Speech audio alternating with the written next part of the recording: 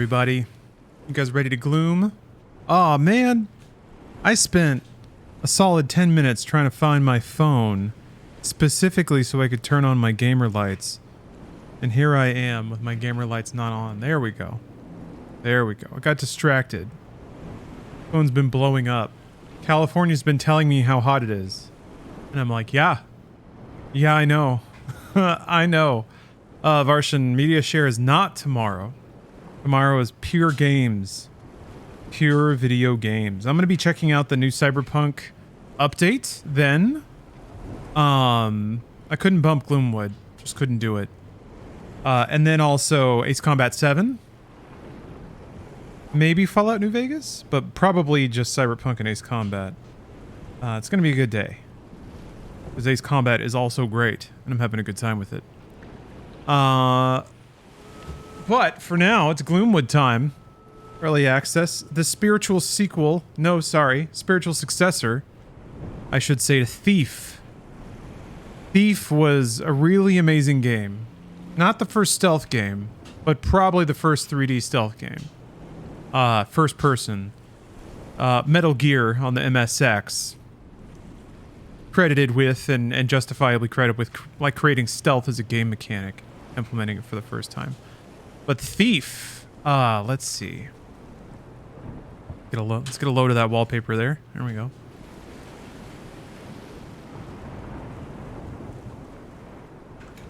Thief, The Dark Project.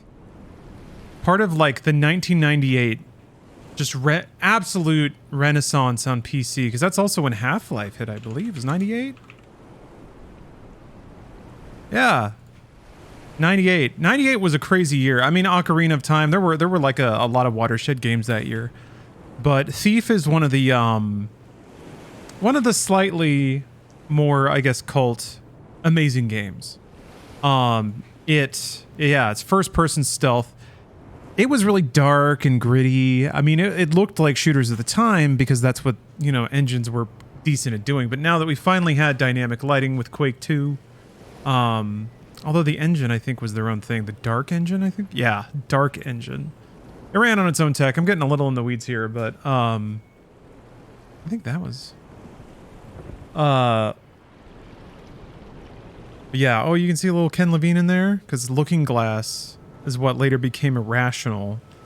So, incredible pedigree here, too. These are the same developers that went on to make System Shock 2 and Bioshock. StarCraft was 98 too, and Fallout 2, a watershed year for sure. It felt amazing then. Part of me wants to be like, we didn't appreciate how good we had it, but I think we actually did.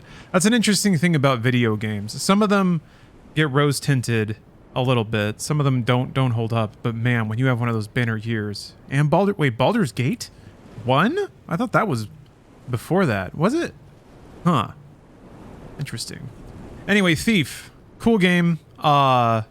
You had this gem in the bottom center to tell you if you were in the light or not. So just small things like that in 98 was like an important indicator to make a first-person stealth game work. And then also the fact that it had dynamic lighting at the time, so you could have light sources turn on and off, and you could visibly have that reflected in the game world. And then it was a mechanic of whether or not people saw you. The game also replicated...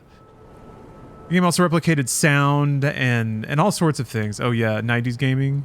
That's such an awesome photo. I don't know why there's like a weird cherry in the background, but yeah, everybody's getting blown away by what's on that PC. 90s PC gaming is no joke. All right. So Thief was lauded for its immersive sim elements. It wasn't even called immersive sim at the time, but just like levels that weren't just clutters of basic AI enemies for you to kill. Now it was like, it was being quiet, listening to guards, listening to what they say, absorbing information while you sit in the shadows, looking around and finding keys and circumventing confrontation instead of fighting it. Like all this stuff hit with this game, and it was a really incredibly different sort of experience. It was later rebooted as Thief in 2014 by Eidos Montreal. I thought they did a really good job. And then this game type has just kind of been dormant since then. So here we are. Gloomwood is kind of in this new class of game that is sort of stylistically in keeping with the elements of an old cult well-loved series, and now thanks to like PC becoming a viable platform again, these games can like find an audience and actually be made, which is rad. Oh man. I swear VSync is just on by default, but whatever. We'll leave it there.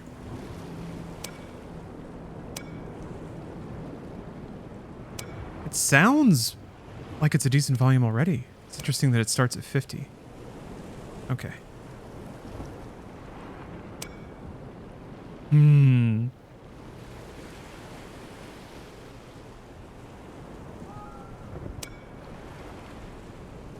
Blood Moon, man.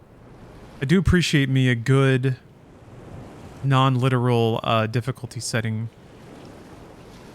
Oh, light map quality may be a big FPS hitter. Turned it low with no apparent quality loss. Interesting. Okay. Yeah, we'll see how it performs. Seems pretty buttery right now, but that could change. Thief also has one of the most successful pieces of horror in a video game. Yeah, so Thief has some pretty surprising tonality shifts. And kind of like games would later do, you know, 10, 15 years later. Those things happened in the level. Which was also a really cool kind of narrative experience. Reminds me of some of the stuff Hitman would later go on and do.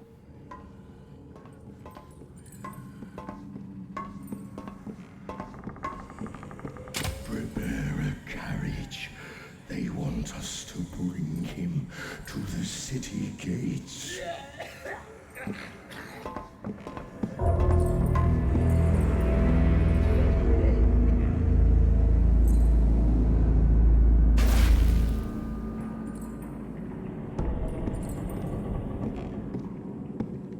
See if I can turn on... Did I just miss subtitles? Or are... Oh, coming soon. Okay.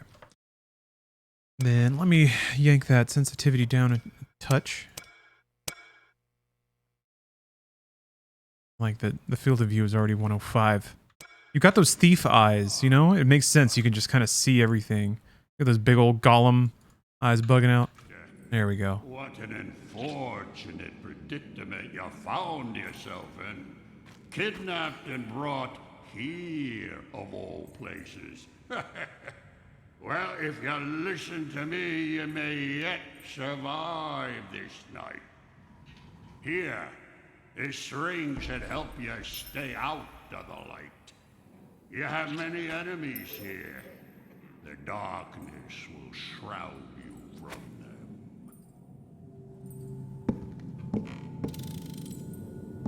Hey Dante, glad I watched your streams. I would have missed this game entirely. Here. Look for the old lighthouse on the coast. I've left instructions there. Hey, if through this stream, aside from you know, providing general good vibes, City than you can possibly imagine.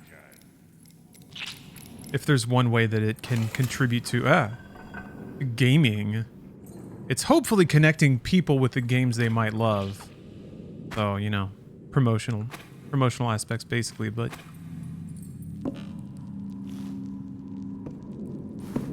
okay. So it even shows you your like visibility while you're moving. Like it's not purely a light indicator. Interesting. You extinguish them. Oh. Looks like an older game than what it is. Yeah, it's in the style of a late 90s PC game, which is something I never thought would be in vogue or would ever even be bankable. Like once that window closed, I thought it was gone. So I'm just over the moon that games like this can be made. Not everything has to be AAA to be an incredible experience. Oh, okay.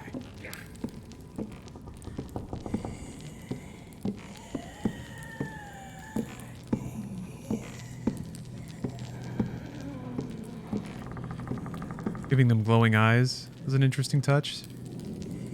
I noticed a few games doing that, so you definitely know where they're looking without a radar showing you a cone. I like the high wheeze. It makes them very easy to hear. And very creepy.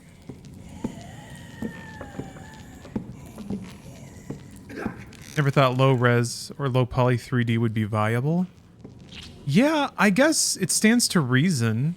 If we moved through a wave of like pixel art, retro pixel art being fashionable, like the braids and the Super Meat Boys and what have you. It's just on a cycle. We're in like PS1, borderline PS2 aesthetic territory now, but that's also like exactly old enough to appeal to people that have disposable cash, like me. Squish. Okay, you're gonna want to belly flop on the body pile. Got it. Oh, it's really dark on stream. I know it's meant to be, but it's kind of hard to see. This is tough because I don't know if it's the thing I'm sending out that's dark, or if it's like it could actually be a setting on my part, but I don't think it is. Let me check a thing. I can put it for me. I can put my preview on another monitor to try to get a better idea of what it looks like. Oh, that's the game. That's what it looks like.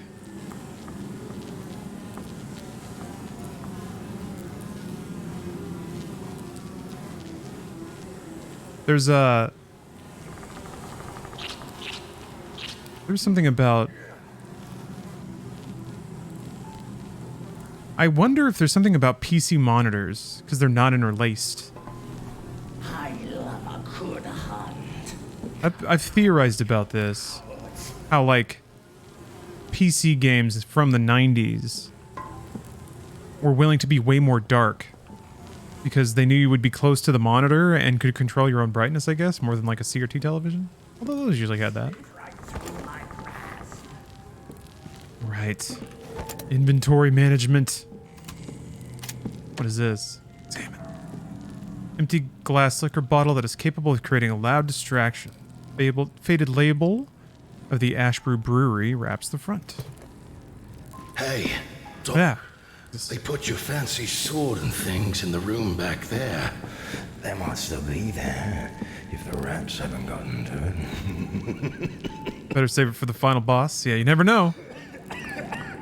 I thought it was to hide the graphics. I mean, that's very true as well. Turning the brightness up full bright just makes it very obvious that there's like a tiled texture, but you start darkening the corners, people's imagination fill in the rest, you know? And it looks cooler than just putting big lights on everything. I'm a big fan of using black or using empty space to create imagination. Like here, you know? It could just be a flat wall, but there's just a black hole with some rails. I guess you can see a little bit behind it, but... Splinter Cell, yeah. Splinter Cell had a lot of pitch black in it. The lift buttons weren't working right, so I've taken them to my workshop down the hall for fixing. Ha! Clue. Oh, you can get mind debuffs? I'm all about that.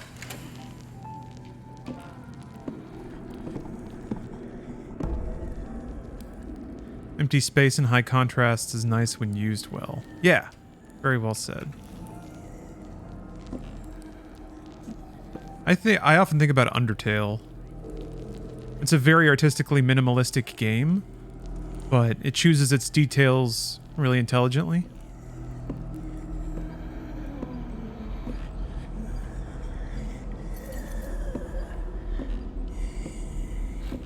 Wish more modern PC boomer shooters had proper controller support. Yeah, I was thinking about playing it last night, but it was too hot to be at my PC, so I wanted to stream it to the couch. So I was looking up controller support for this game. From what I heard, the community has made a template for it for Steam.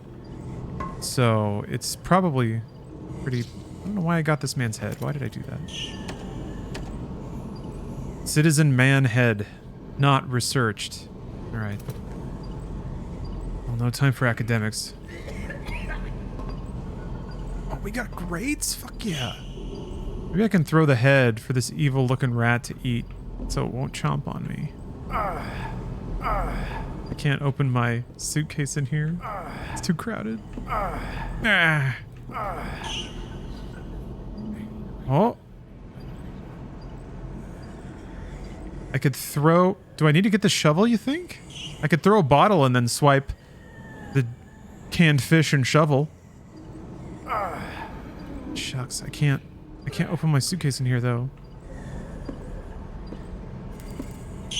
Can the Steam Deck be used as just a Can the Steam Deck be used as just a controller for couch gaming? Interesting question. So, what you're imagining is like doing an a USB-C to HDMI out.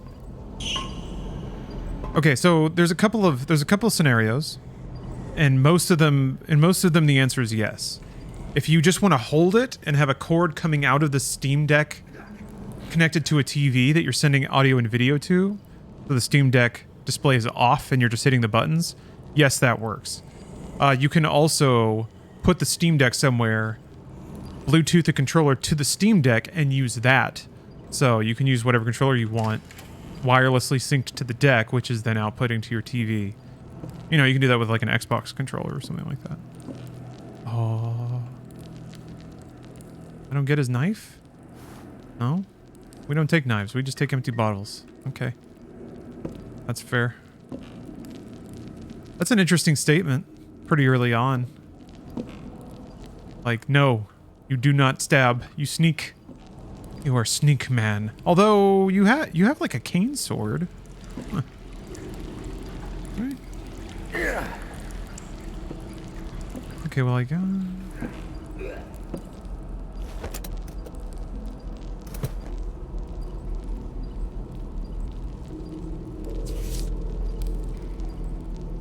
Workshop down the hall. Oh.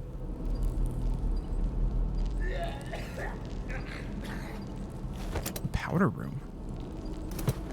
You ever taken a DreamHack event? No, I've never been able to go to a DreamHack, which is lame. They had a few in Austin. I don't think I even heard about it. Oh, I'm in water now.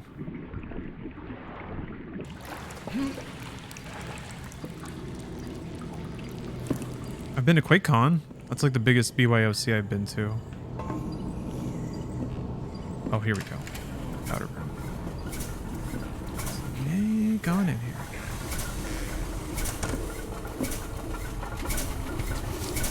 Hobbs lost the crank to the power generator, said a spine eel came right up and took it off him. Tried to wrestle it from its jaws, had wicked teeth as long as your finger, sure. Either way, it's coming out of his pay. We sent a request to the metalsmith in the market plaza to make us a new crank in the meantime.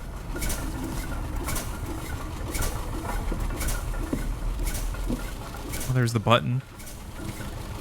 And some tongs? Okay. Huh. You can pick something up, but not put it in... Does this mean I'm full?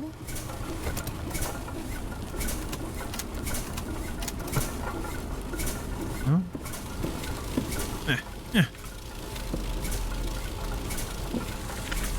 Oh, here we go.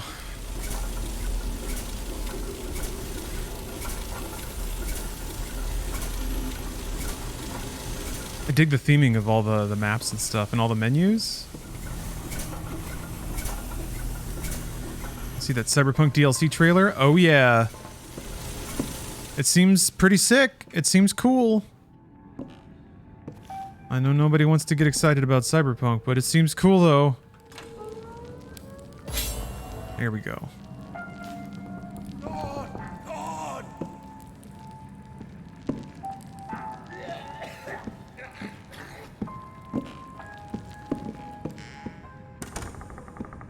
Betting it comes out on the 4th of July, 2023. Clearly rotten. You're lucky I feed you at all. The other guards would sooner dump your lifeless husk into that pit. Don't bother me again.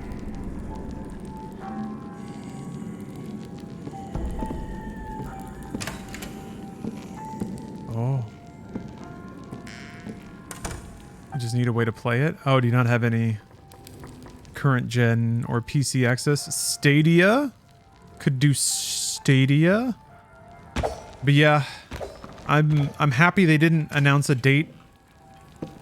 I'm a little annoyed, but also happy they didn't put like any kind of anything on it. No quarter, no half, no nothing. Ah. Okay. You can only backstab? Tell me to go stab this guard who only stares. Ah.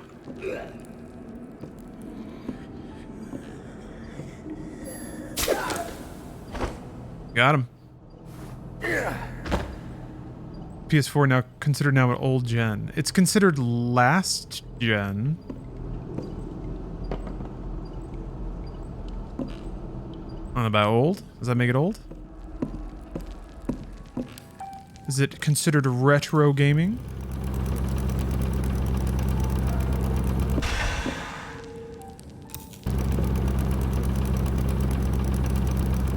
I mean, it launched almost 10 years ago. Oops.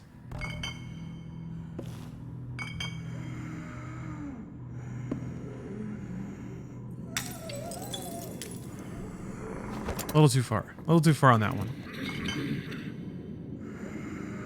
Who made that noise just now? Come on. Okay. These basic guards are quite a bit easier to take out than I would have thought. Prisoner log. Woman, middle-aged, sickly, found wandering the streets alone. Sent ransom demand to address found in purse. No reply. Dumped corpse in waste pit. Jesus. Woman, young, found hiding in soot works. Starved for 2 days to gain information about surviving relatives. Sent home when ransom was paid. Man, belligerent, refused to cooperate even under duress. Fed to the hounds.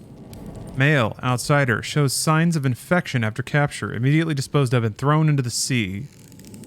Man, outsider, suspicious. Client requests he be transported to the market unharmed. Maybe that was me. It's a cool way to, like, add brutality to this setting. Hey there, little guy. What's up? What's up, little dude? Can I interact with you? No? I guess you're just there to pull me down this hallway. Wait a minute, that's where I was before.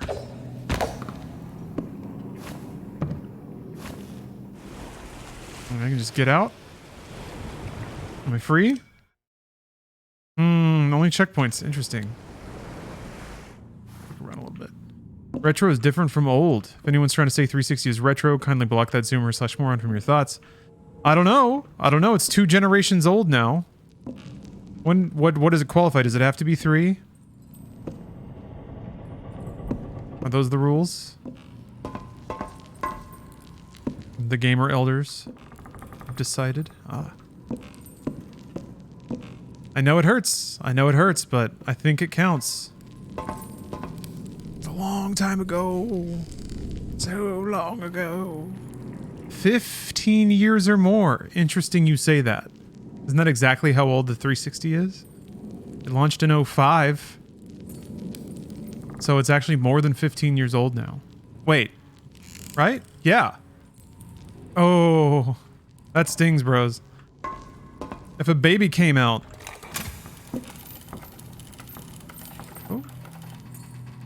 Earned vintage cars 25 years. Yes. The 360 came out 17 years ago. Seem anxious tonight. They might have. It's the outsider. They don't like his stench.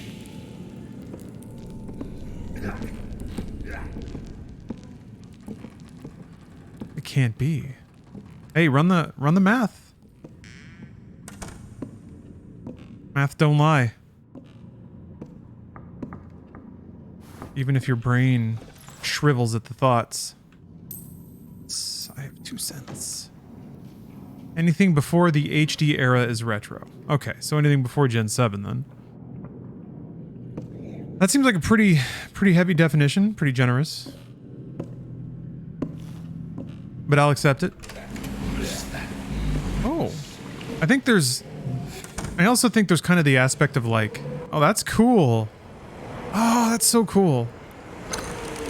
Oh, no! He's wiggling. Oh! Oh! No! Oh! Ow! Ow! Damn, he got me. He got me. I got back pretty far too.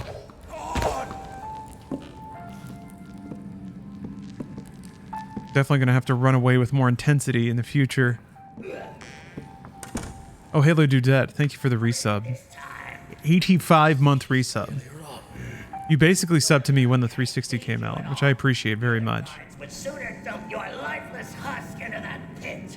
Don't bother me again. I like the people have to be nostalgic and pay more for it than it costs new aspect to retro. It's weird, right? Yeah. I mean, it's 100% a representation of like demand drives price more than the cost of production or the cost of acquisition of the good.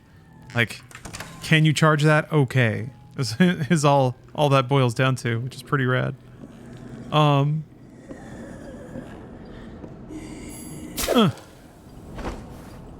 Looked like I could take his axe for a second there. Oh yeah, so before I got generated by the bad guys, I think rather than kind of clutching at definitions of new and retro to try to prevent oneself from spiraling into a disassociative void, I suggest that perhaps retro instead means when something is stylistically dated. Okay? And the problem with that, or I think that justifies the HD era comment a little better, because that was a pretty substantive shift in game design. Like, it did change quite a bit how games were laid out and how they played and how they looked. Shift to widescreen, shift to HD. I don't know that we've necessarily seen a kind of cataclysmic shift like that yet. We've moved from physical to digital in gaming. I think something similar will happen when cloud streaming becomes the default delivery method. I think there will be another shift in the format of games, because it'll be a future where you'll have a box, a media box, and you'll log into Netflix and you'll log into Xbox and you'll sync your controller with it and you'll use that controller to also log into PlayStation. And then, you know, you'll have a subscription to Xbox and probably you'll have a subscription to everything. And then you just log in and pick from whatever libraries they offer. And then it'll just start, just like a movie, and you'll play it. And then there will be all kinds of other cloud-enabled things. But I think that model of games, the business behind it, will drive a different kind of game. And then that will be something that makes the HD era seem different. I don't know if it's going to be better or worse. I worry about, like, I don't know, video games are all illusionary. Oh, this is kind of cool. You can jump through the hole or throw the thing. I'm going to throw the thing. Like, video games are an illusion to begin with. But, I worry about games rendering in the cloud, which means they don't even have to be consistent to their own rule sets. Like, they can literally change on the fly based by, like, AI models to tailor itself around engaging you or trying to tease money out of you. Games already do this to some degree, but at least humans have to, like, make the assets ahead of time. And part of that involves prediction. And part of predicting means that, like, at least there's some amount of human ingenuity involved. So I'm concerned for the moment when, like, algorithms can make a rolling video game simulator that tailors itself around how you play and the things that you gravitate towards. Like, just a complete, like, video game masturbation sim.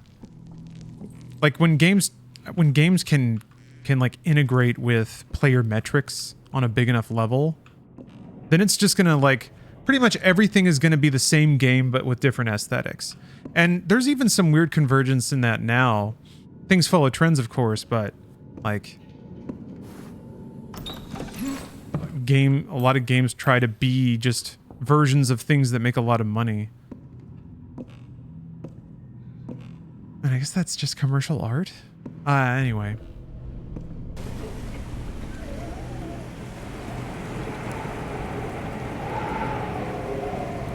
I guess what I'm saying is I think the next fundamental difference in gaming is when the age of like pre-making all the content and shipping it out like it's on a boat for the player to then consume in a completely separate context, I think that will not be the case in maybe 10 years anymore. And then the way that games are made and experienced will shift. We're going to reach an age of AIs making an infinite amount of porn flash games? Yeah. What is that? You'll need AI to make them and then other AI to play and predict their reception.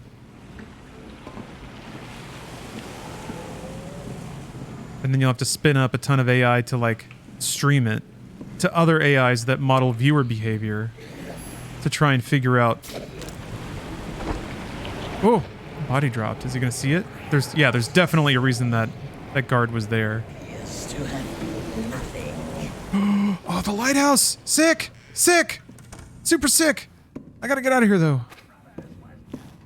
Okay, so he saw the... Oh, look at the timing on that. Like, what a cool way to introduce you to the AI's behaviors. Alright, well, that was a little weird. But, like, having a dude turned around, positioning him just so that he falls off, having another person see that, and then see you when the lighthouse reveals you, like... a perfect series of like, illustrative examples of the game's behaviors. Yeah, it's teaching you. Yeah. That's that Valve school of educational map design. You think if they're on a cloud, the companies will continue to take away games even if you bought it at full price or more, or they'll figure out a way to monetize the cloud so you keep your digital games. I mean, the monetization theoretically is the subscription. If a company owns the rights to a thing, they don't really have a whole lot of reason to get rid of that content. I think it's more licensed stuff that costs them money. Oh fuck. Oh, Lighthouse, go away. Alright.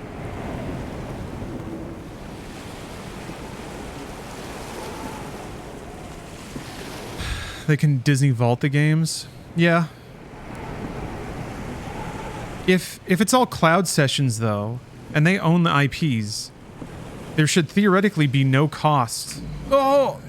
Deceive me, appears to I'm fucked. nothing. Oh, I hid behind the barrel in time? No, I did not. No, I did not. I didn't though.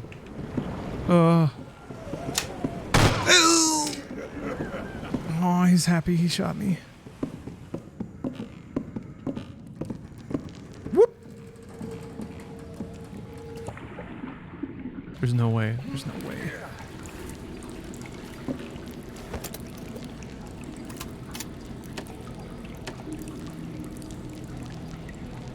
An empty can labeled with a True Fisheries sticker.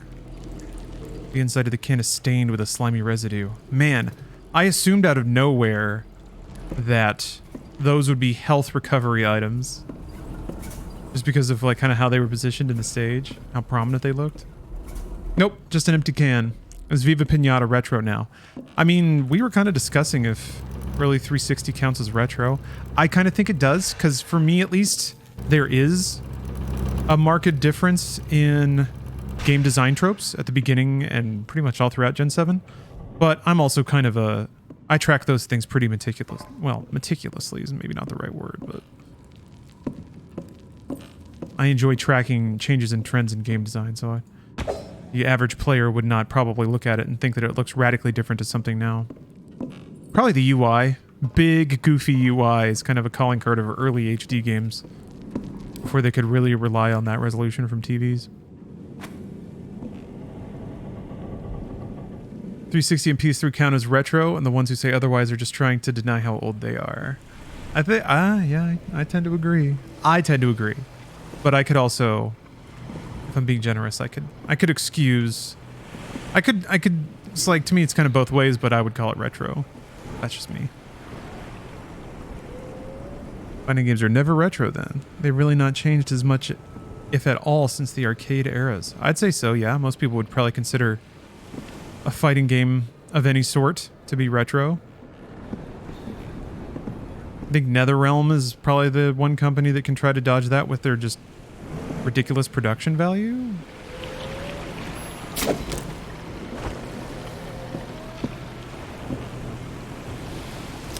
Retro doesn't mean bad. Yeah, you can't. Oops. Actually, no problem. No one's gonna find it. But they wouldn't be retro? Why not? Just because they charge $60 for it? There was never a shift into a newer style. Oh, I see. Because there's nothing to compare it with. It can't be retro because there's nothing newer to define it as retro.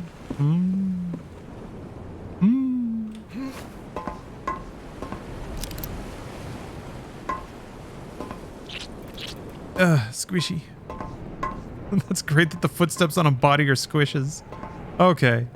If you go out the window, you can get out this way. That's way faster.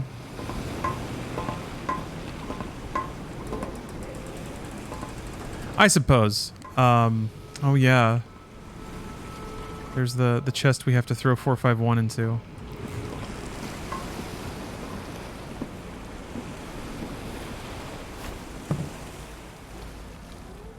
Ultimately, classifying art with rigorously logical boundaries is a sort of self-defeating exercise. I guess it's fun for the sake of general media literacy.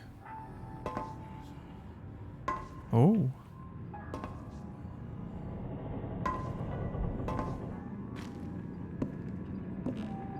Interesting. I like this kind of lonesome piano in the background. 8-directional versus 4-directional movement, quarter circle inputs, meter burn. Running older retro fighting games. Yeah. Mechanics. Or complicated input mechanics. Character customization. And a representative of like additional purchases. Player cards. Like, it's all kind of peripheral stuff, though.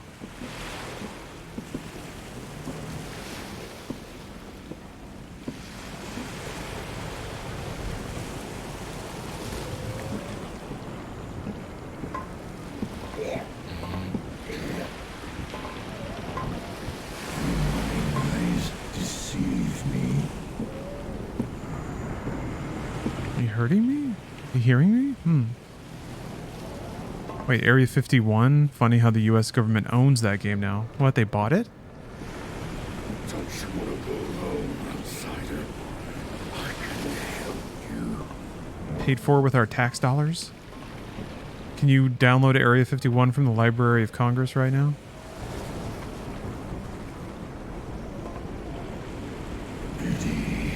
Interesting. I guess they bought it from the Midway fire sale.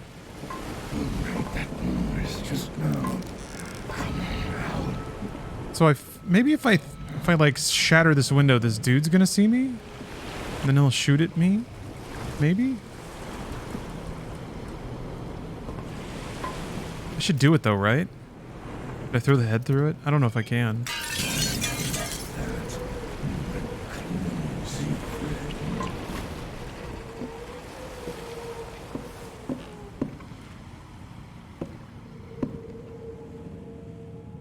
Random weird portraits. Now we're gaming. Consider this my last will and my confession. I did everything she asked of me. When she wanted a seat on the Mercantile Council, I delivered. When she wanted some unsavory figure removed and discarded quietly, I provided. Now all hell is broken loose and I have yokel mercenaries besieging the factory floor.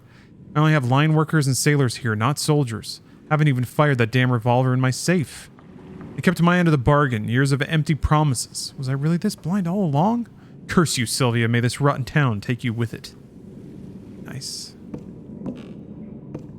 There's been some bad things going on in this dank and gloomy area. Oh, come on. They even set it up? Give me a break. Not even gonna do anything? Bastards. Ooh, spooky! And where's the body then?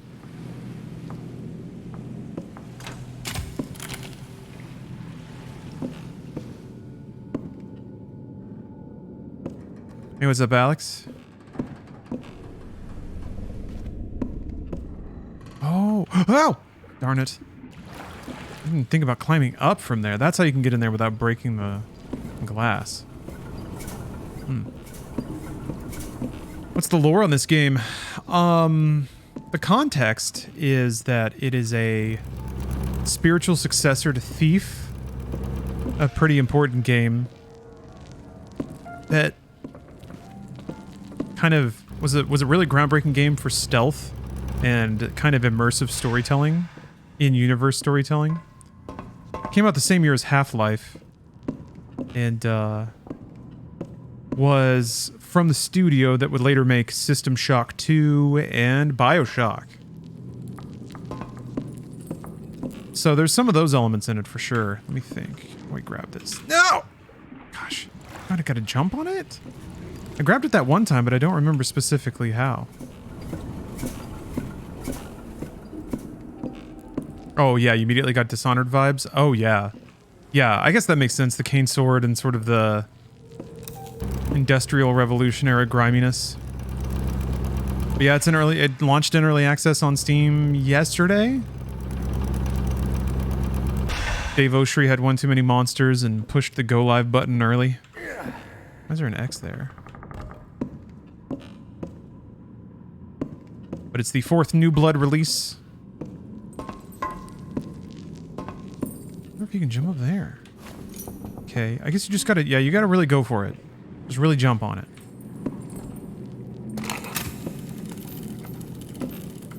Okay. Here we go. I'm gonna stick right to it like Spider-Man. Ha! Ooh! Yes! I'm a master now. Okay, well, there's a 3-digit code that isn't 451 for some godforsaken reason. I guess I can still drop down out here. There's still this guy. He's probably gonna hear me hit the deck, though. No?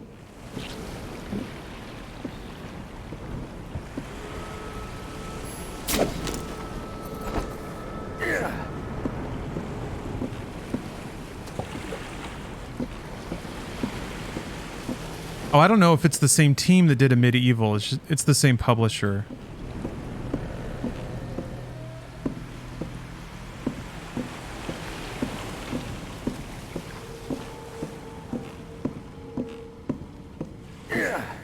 But yeah.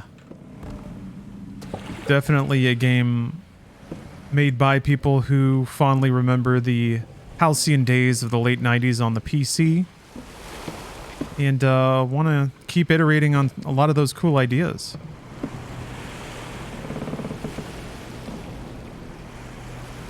Oh, my heart is caution.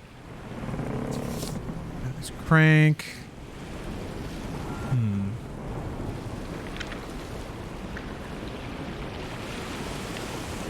I mean, there were handgun bullets in the boat.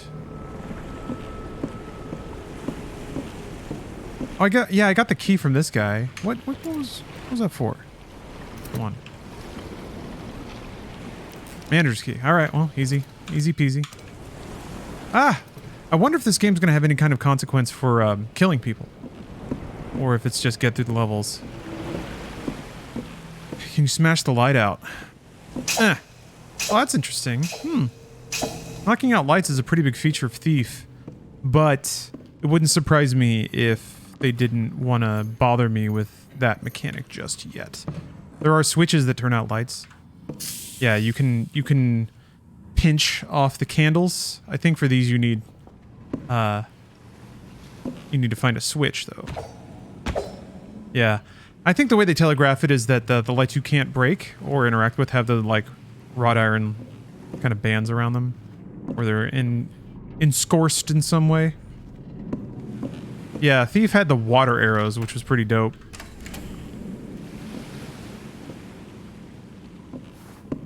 Thief's sensibilities of like Victorian steampunk, but with a dash of like eldritch horror. Something Very cool. appears to have been nothing. Mind Slurper, thank you for the cheer. Is stealth just an advantage, or are you screwed if spotted? I have been put down pretty quickly. Deceive me Once spotted. to have been nothing. I think... And there's... So far I haven't found any way to heal. And the checkpoints... Oh, I should go back to the phonograph, though. It's like... It's almost Resident Evil style saving. You're not allowed to just drop quick saves whenever you want. Which I think is really appropriate for a game like this. It makes... Like, if you wanna scum, you have to backtrack every time, so you gotta really dedicate to it.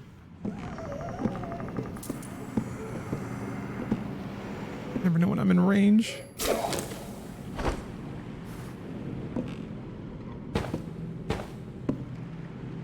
More keys.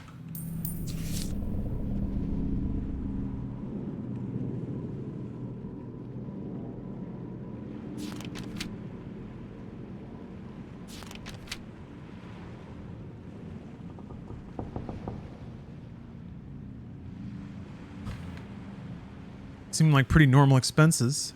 Nothing weird. Look at this phonograph. Wonder if money gets used for anything. It'd be cool if you can buy like, you know, it's thief progression, but if you could buy new thieving gear. Thief was pretty cool because a significant gameplay layer of it was just swiping shit. Like you'd go to these... You'd get involved in a story, and you would go to these, like, exotic locales because of the story and what you were trying to do. But, you know, you would go to rich people's houses and just take their shit.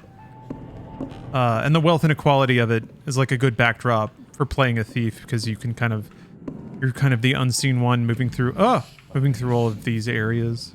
Appears to have been nothing. And then you would take them to a fence in game, sell them for cash, and then buy upgrades and stuff. Good stuff. That's good video gaming. Oh, crap. Something Okay. appears to have been nothing. Interesting. Okay. The difficulty determined the difficulty determined the percent of loot you had to find in the level? Yeah. So if you were playing on really hard, you had to, like, really case the place clean. I didn't go back to the phonograph, did I?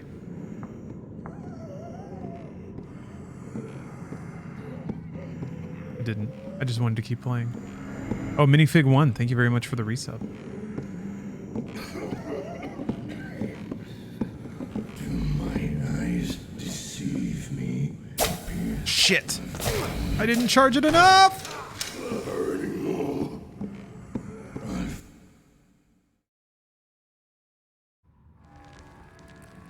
I didn't charge it enough!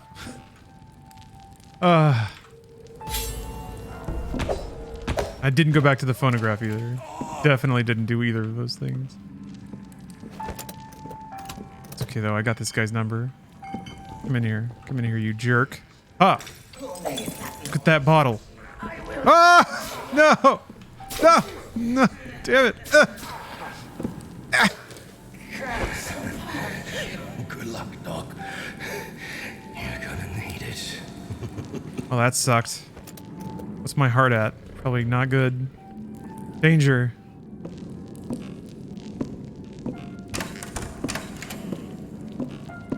That's okay. I'm just gonna go. I'm gonna go whack mode. I'm going nutso. I'm going sicko mode. I got a limp? That's awesome. I remember thinking that it was cool as hell in Resident Evil when you're like walk animation would change if you took damage. Yeah, it's a different walk cycle. I got a sprightly little bouncy walk when I haven't been shot or chopped with an axe 4 times. That's so cool.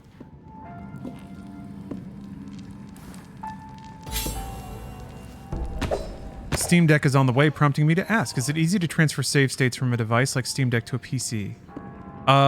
It happens automatically. So, depending on what service you're using, Steam does the managing for you. So if you play a game through Steam on your desktop, those saves will go to Steam Deck automatically, and vice versa. The other guards would sooner dump your lifeless husk into that pit. I have Windows installed on mine, so the same is true with Xbox. Oh, for emulated games. All right, so that's a bit more complicated of an answer. Steam Deck runs a fork of Linux, and if your emulator has binaries that run on Linux and uses the same file structure, then yeah, you could move them back and forth. Or you could install Windows. You can like, I don't know how complicated you want to make it, but yeah, save states are just like, for an emulator, it's just a dump of the RAM or the ROM or whatever. So yeah, that file is all you need to drag back and forth. You could have just like a Google Drive, or you can even mount like cloud storage on Windows and then save to that directory or something like that. Many solutions to that, but yes, emulators just write save files into a local file. It's usually the same name as the ROM with a different extension, and it's usually right next to it in whatever folder you have the ROM in. But then again, you know, different emulators have different settings. But yeah, if you drop that file... Oops. Deceive me appears to have been nothing. You should be good. The ROM's BIOSes and save files shouldn't be different on OSs, so it's no big deal. Shouldn't, yeah. I agree. But I've learned to not assume that expected features will be present. Those enemies are creepy? They are creepy. I like them. They make good sounds. Hounds seem anxious to not. It's the outsider. They don't like his stench. I need the key from the guy down there. Stare at him. Oh! How did I not see it before?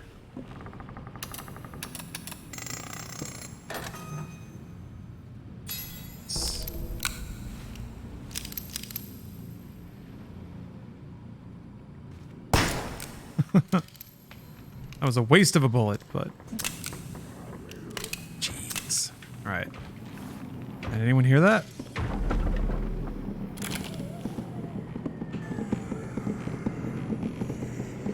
Game's giving you pathologic vibes. Oh, shit! They did hear the gunshot.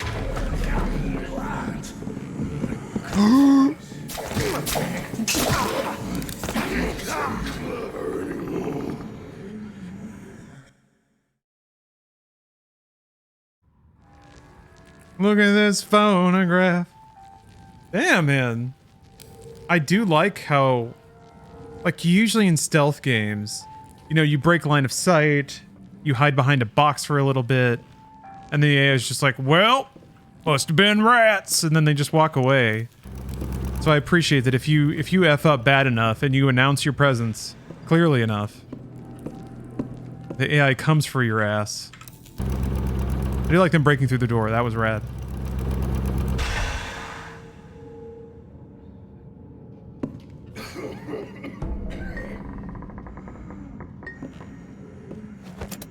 It's a 90s stealth game. They just know where you are for a little while. Stands to reason. Ding. I think the range on that is way bigger than I think it is. Ah. That's a good idea, Pop-Tart. I haven't been drinking enough water.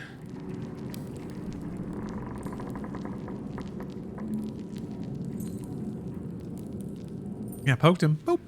Give him a little poke. Boop. Oh.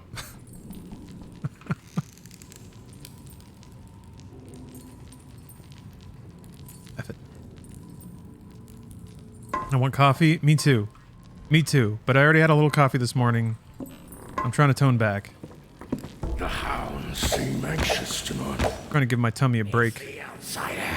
They don't like his stench. Okay, every time I do this, I get better at it. Okay.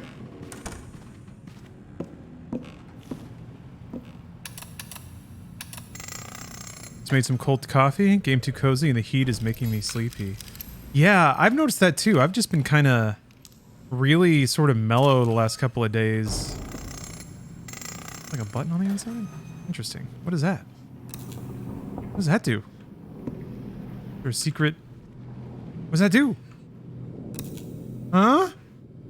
It's got to do something. What? Can you close? Oh, maybe if you close yourself. Oh, no, you can't close yourself in there. Are we playing Thief? Sure looks like a donut. No. It's the spiritual successor to Thief that hit early access yesterday. Gloomwood. Yeah, it sure looks like Thief, doesn't it? Man, that freaking lighthouse lighting up the whole stage is so cool.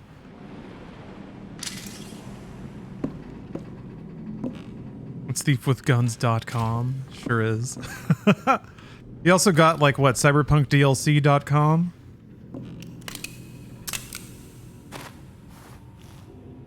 CD Projekt ended up being too big of a bro and shouting out Gloomwood. So Dave couldn't go to war like he wanted to. Rick, yes, thank you for using that rather long command. I did pick up an indie sponsorship for today's stream. There's a game called Kokoro Clover. That is, basically like anime Saturday morning cartoons. Looked like, it's got like some platforming, it had a rhythm game in it. It just looked like some cozy good times, so we'll be playing that a little bit later. But in the meantime, I'm gonna go look at that phonograph. Sploosh. Some Arcane devs posted about them playing this game today. Yeah, it's fun how like the same DNA has been bouncing around a little bit. Like Dishonored is very assuredly another sort of follow-up. It's kind of like an evolution of Thief. It's Thief into AAA and MSim kind of into the next level of complexity. But I am down with this implementation as well. Oh, I'm glad you weren't playing that new Disney game Bruce was playing earlier. It was a bit creepy and I didn't get the appeal. Huh. Oh, wait. Link might be broken? Or, it works for me. Celery Man.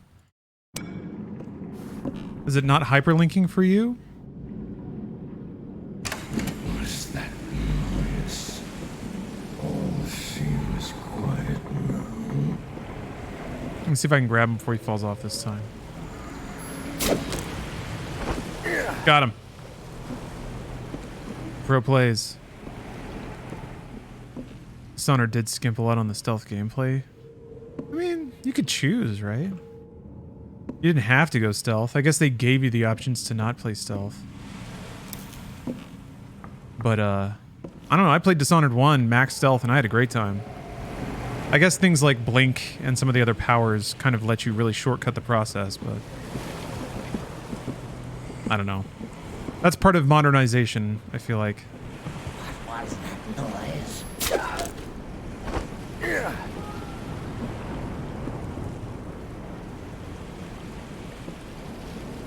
Oh yeah, so is this the game where you're in the theme park, or you're living in a theme park? I was curious about it. It seemed like an interesting concept. I'll back up a little bit. Characters like Goofy will literally just watch you fish or do tasks while waving at you. Hey pal, good to see you. Literally next to you the whole time? Oh, okay. So it's just that sort of like effusive happiness. Oh, they didn't have enough neat gadgets and stuff. I see. Still felt like crawling through vents, jumping up to a high ledge with the teleport move. Yeah. Pretty much, yeah. I guess you had you had knockout darts, right?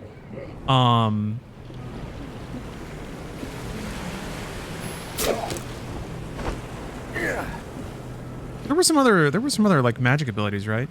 You could like see through people's heads and like get information that way. Hey, what's up, Owls Mellow? Or Owl Smello? Man, I think my neighbor picked up a smoking habit. And they don't smoke good cigarettes either. I guess most cigarettes don't smell good, but these smell like especially urinally. don't mind, like, I like black and milds, man. Give me a cigarello any day. Maybe not a cigarello, but a black and mild. That's good shit.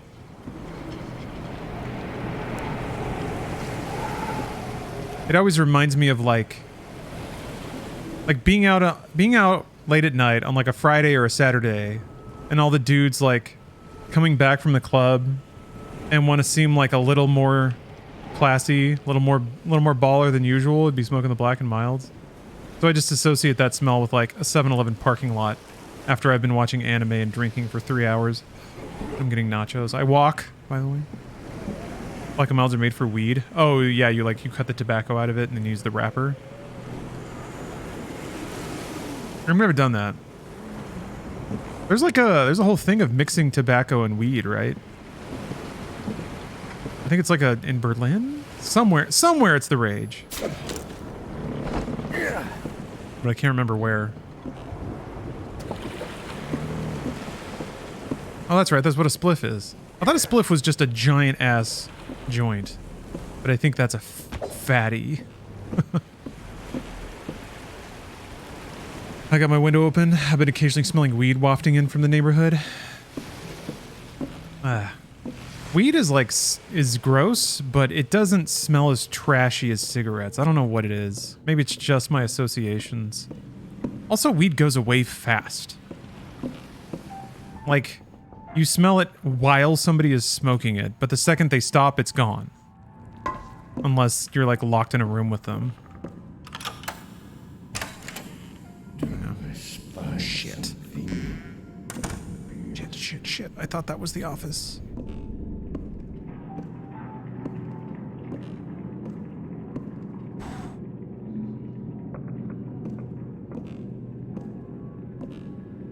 Oh yeah, Captain, that's a good point. Yeah. Rope arrow, like, yeah, you're right. Using gadgets to, like, make a trail through a hostile space felt really cool in Thief. Using, like, moss arrows, rope arrows, and water arrows. Got that Batman feeling. Frick. He comes here, I'm effed. This is not how I left this. Don't you want to go home, outsider? I can help you.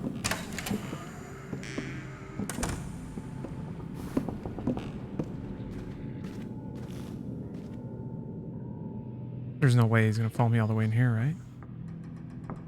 Oh, come on! What? I love a good hunt. I love a good hunt.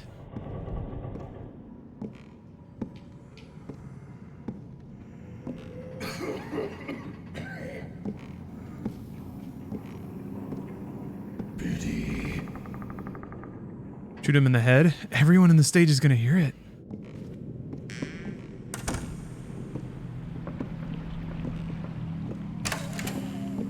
Shit.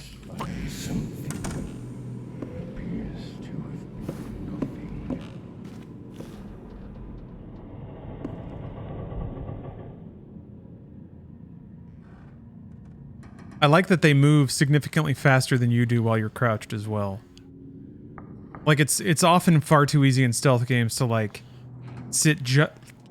basically bait the AI. They come and investigate. They're like, well, I guess there's nothing. And then they turn around and leave. And then you can just zoom in, you know, stealth right behind them as they're walking back to their like patrol node and stab the hell out of their necks. So I haven't been able to do that so far, which is pretty neat. The AI like pursues you and they walk away fast enough that you can't just like zoom in on them. Yeah, every open world with a silent takedown. Yeah, pretty much. So let's see. Let me see. Maybe I can hear when he's like closer and further away. So I can time opening the door to when he's looking the other direction.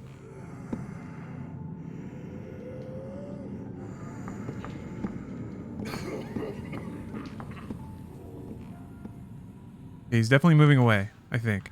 Let's see if this is true. I was kind of right. He's just moving around a lot. He's moving back and forth very quickly. Kokoro looks weird, man. Well, we'll get to Kokoro. It will be a bit of a theme shift. Okay, maybe I need... Okay, it actually opens in front of you. That's really fascinating. So it does matter where you're looking. Okay, I'm gonna throw this down here. Make that noise just now. Come on out.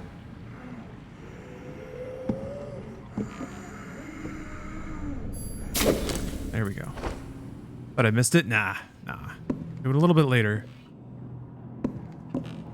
Truth be told, since they are sponsoring today's episode, I'm doing it later because theoretically the load on California's power grid will be less and the odds of a random power outage will be lower. I don't want that to happen in the middle of a sponsored stream, but I think we're out of the woods right now. There's actually a website showing California's power grid and it's like current capacity and its current draw. I thought that was pretty cool. And then like a little thing where it's like, I pledge to set my AC to 78. And if you click on it and like give it your location, it like pops up all these other little bubbles of other people who just clicked on the thing, so you can feel like Cali really struggling. Well, I mean, every state struggles when there's a heat wave.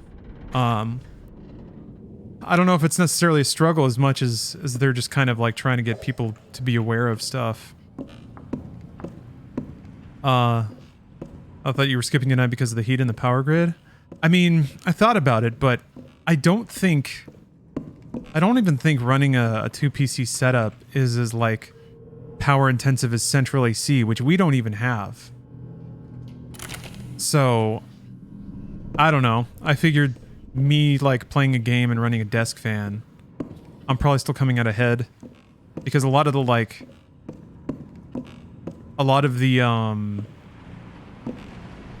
the biggest recommendation is for people to set their central AC to 78, and I'm like, I can't even do that. So whatever. You're already saving electricity with me. I mean, it's mental gymnastics, but whatever. Yeah, Snack. So like, again, we haven't had any power outages in California yet. At least nothing where I am. I can't speak for the rest of the area, but in LA it's been stable as far as I can tell. Probably a good idea to get people somewhat used to the idea of rationing electrical usage as a forward-looking measure.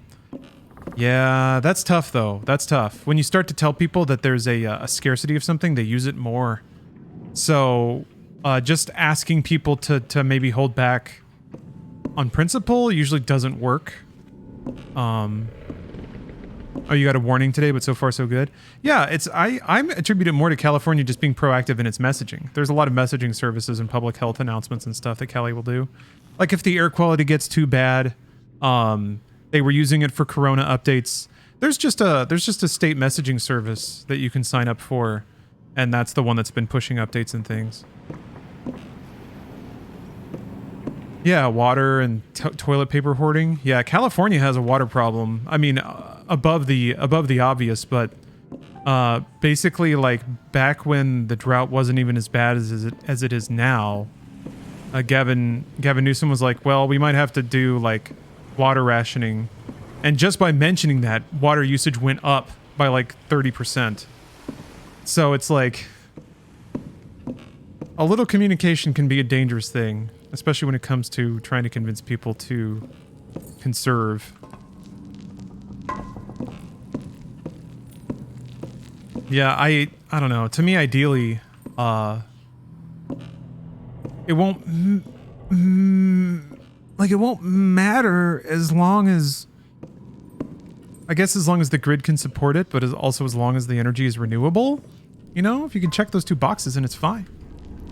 I remember there was a point where I lived in Texas where I called my power supplier and asked them to put me on a 100% renewable plan. And then I like went and just turned down the AC a couple notches because I was like, yeah, no carbon.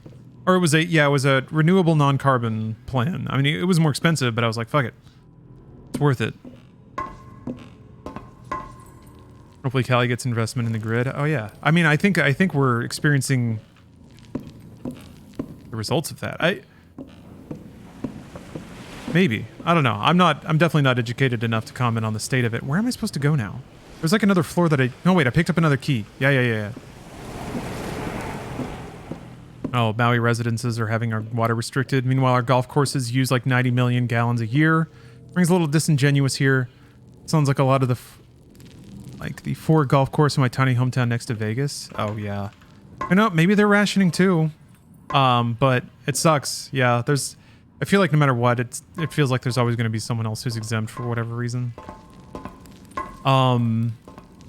There's a golf course near the Rose Bowl here in California. I'm trying to remember where the stairs are. The stairwell. I have to go outside and back in, I think.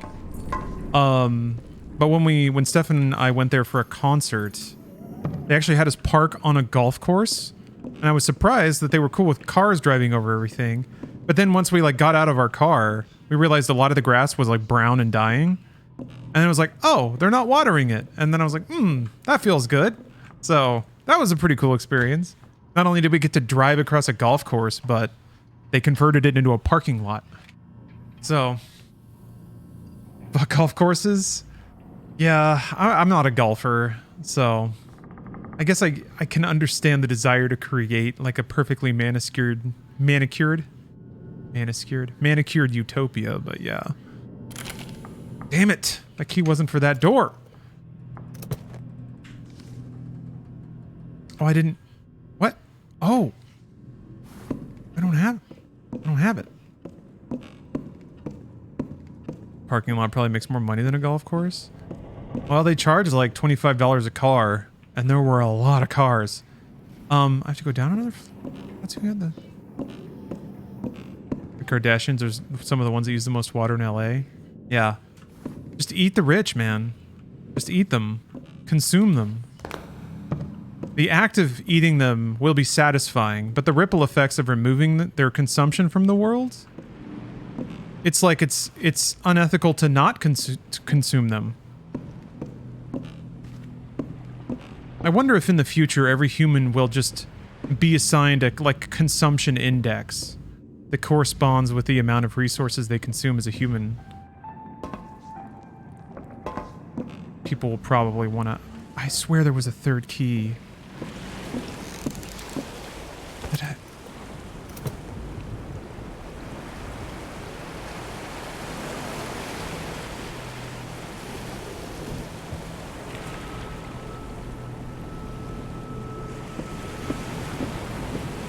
But yeah, Sylvester Stallone apparently using a lot of water.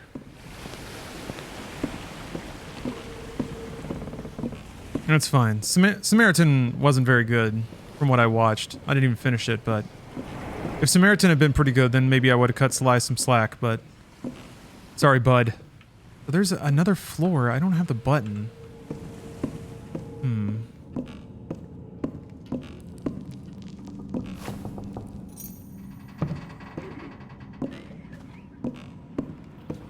In the hall across the stairs, there is another pathway.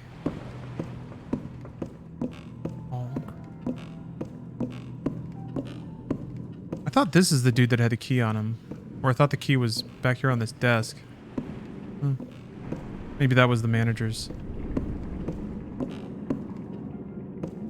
You mean here? All across the stairs.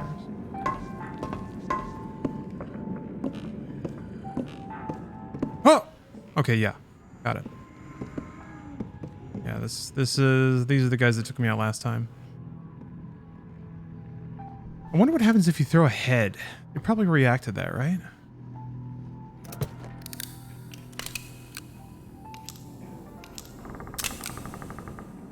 Someone said you can empty guns of their ammo if they are loaded. Not sure how true that is. I don't know if I want to be cynical, but a usage index would get used to fuck peeps over so fast. Imagine that being used for people who can't leave their dwelling due to health complications versus people who sign their home as a business and get usage index exemption or some shit. Yeah, you're right. You're right.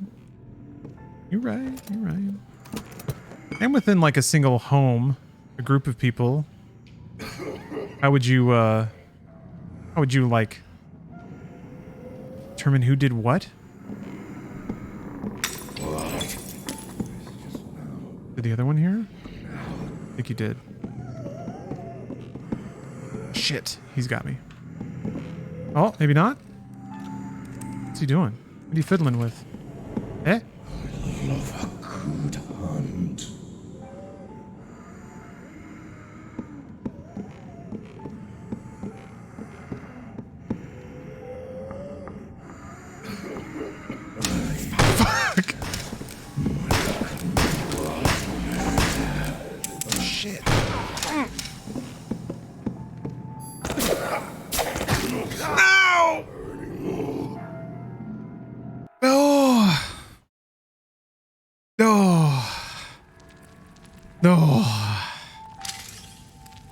Okay, at least I kind of remember where to go.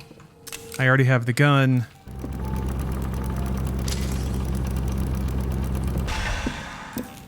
I don't think I picked anything else up. Do I still have the amulet? I do. Okay.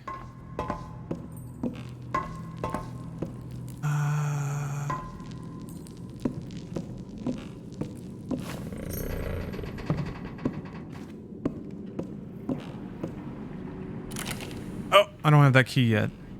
Okay.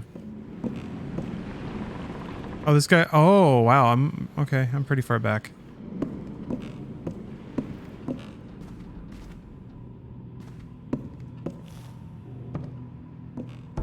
Curious sound. All seems quiet.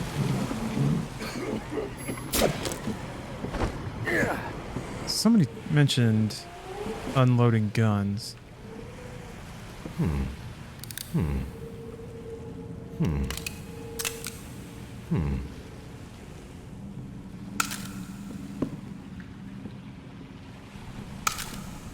don't know if there's a button for it.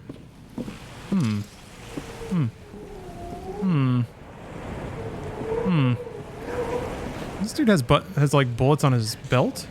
I don't know if I can grab those. I think it's just part of the model, yeah. But still, yeah, you can like... Oh, you could throw it!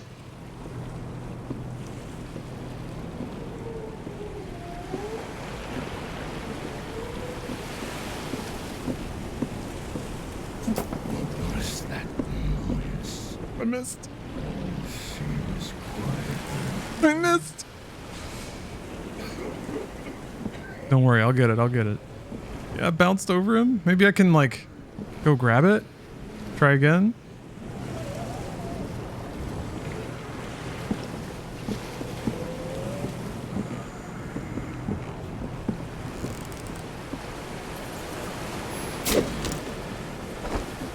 Okay, good. Axe is still here. I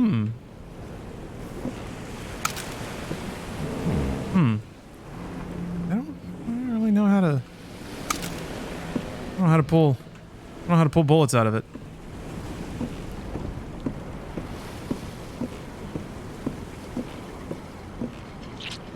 Oh, a little squishy there. Alright, here we go. Whoosh! Damn it! I'm so bad at this.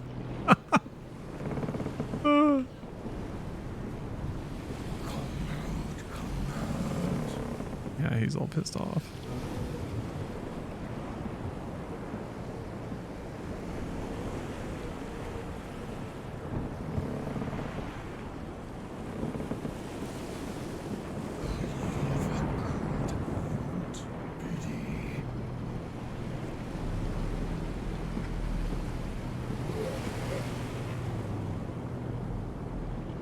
Okay. I shouldn't come... No, there's no... Darn it. Oh, so the emergency alert ended? Alright.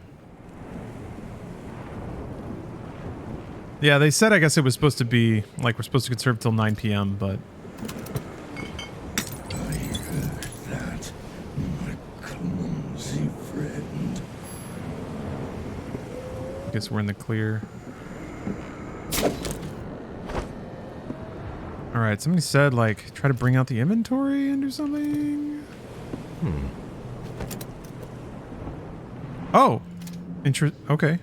Is there a way to there we go. Huh. Oh! Oh! Oh! Okay. That's somewhat involved, but okay, weird. Wait, you can... I think I put it on top of the... Huh, interesting. I guess it actually like drops in the environment. Yeah, it actually like lands on something. It's not just an overlay. It's actually an object that can plop onto any surface. Huh, that's cool. Hey, what's that? There's a light over there. Something sparkling. Oh, what is that? What's that? What's that over there? Oh. There's a... I'll look straight up and use it. Yeah, it just drops it on the ground.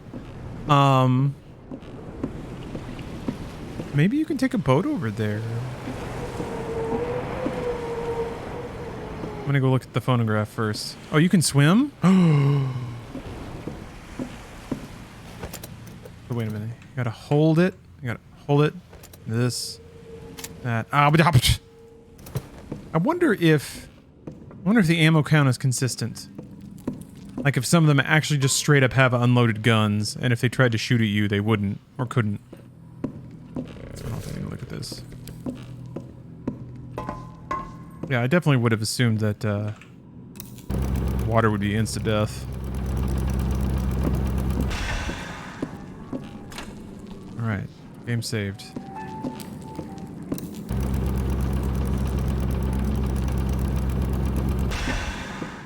I'm gonna go look at those Easter eggs. I bet there's a stretched out cube with Dave Oshry's face textured onto it somewhere. Oh yeah, Kentucky. I'm having a great time so far.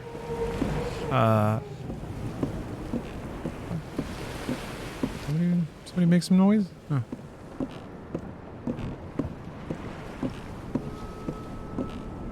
Alright, here we go. Sploosh. I don't like that. I don't like that at all. Why are there blinky eyeballs underwater? We don't need that. That's a cool looking cave though.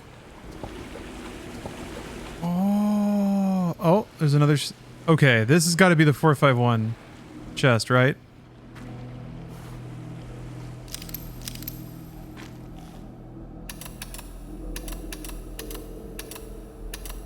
No. All right, fine.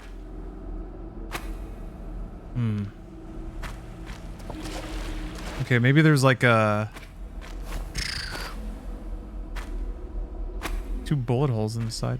There's a, there was that list of, like, items and stuff? But there's probably something else. There's probably another clue somewhere. You did 452? I did? No, I was on the other side. Can you pick up lantern? No, those are just in the level. Okay, alright. I'm gonna go towards the blinky eyes.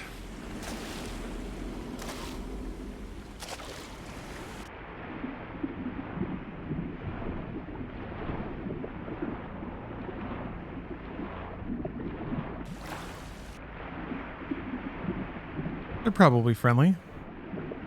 Can't equip any weapons in water. Oh man. Got this. Oh, they're just mushrooms. Just friendly mushrooms and dead dudes.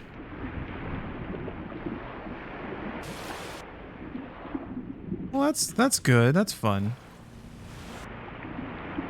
Can't open my inventory underwater.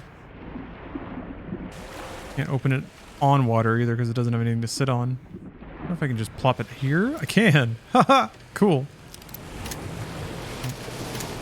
Those are empty shells. Okay. I thought they looked spent.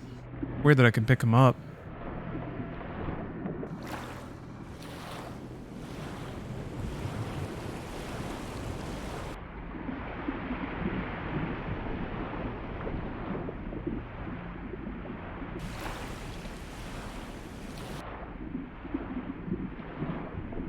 Oh, yes.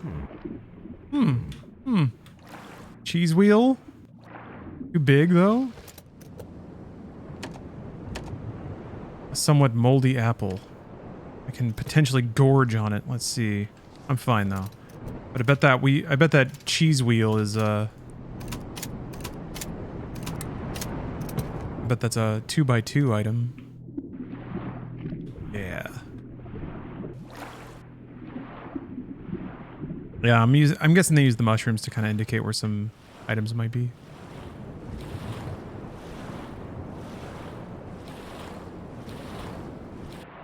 You're a plague doctor. I hope you can get a plague mask. That'd be cool. I don't know if you are. I think you're just... I don't know. I think your identity is like... You're a mysterious video game protagonist. You don't know your own history.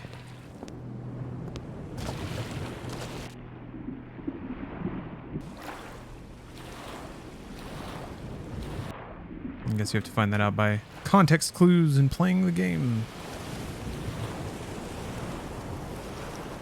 Oh, you missed out on these mushroom loot spots? Afraid of getting assaulted by some monster fish? Yeah, I was expecting, like, some polygonal monstrosity to slide out and try to chomp me to death. I'm still expecting it. Okay, there's fences? Alright. That's a little more comforting than, like, yeah, having some ski freestyle Yeti descend upon you and devour you. We're getting too far away from the play area. Yeah, the spine eel. Maybe it still has the crank stuck in its teeth. Tried the game Turbo Overdrive. Yeah, yes, it's amazing. It's great. I really, really enjoyed it. I haven't played all of what they have out for early access, but I played it for a couple of hours and really appreciated it. Love how big the levels are. Oh, Turbo Overkill. My bad, thank you. Not Overdrive, yeah. Sunset Overdrive, Turbo Overkill, Maximum Overdrive.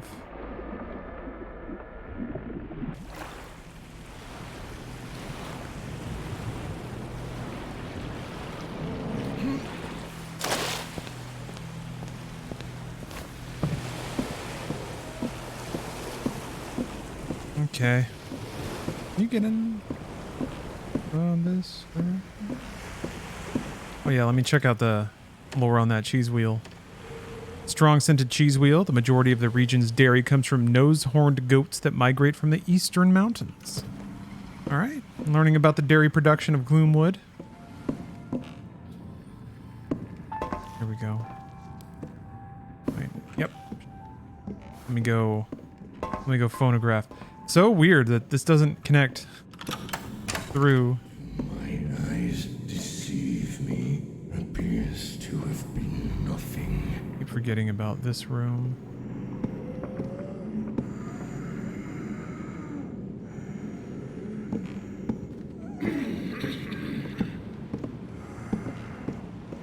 Do I spy something?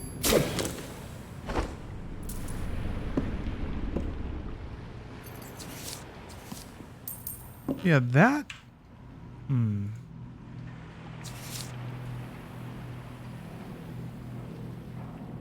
Maybe it's 359? The total. Like, it's a conspicuous 3-digit number, but that's about it.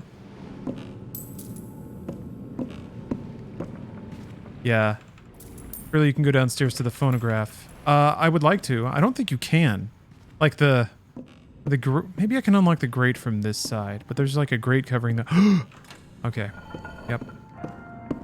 That's why. Got us a soul's door. Shortcut back to a checkpoint. Satisfying map design. Alright, let's see what we got here. What on earth kind of game is this? This is a stealth immersive sim game in the style of Thief, the Dark Project.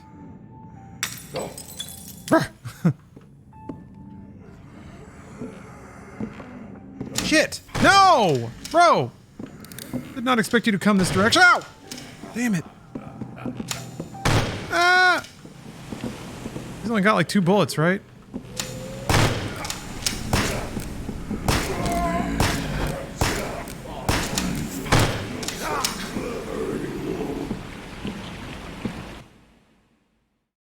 Phew.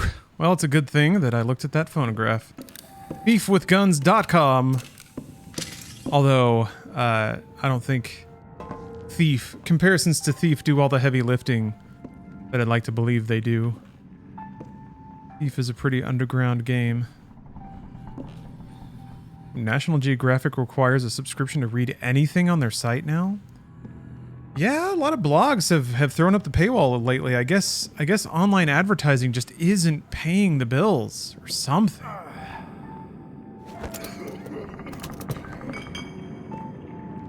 I'm surprised that model just doesn't Into work.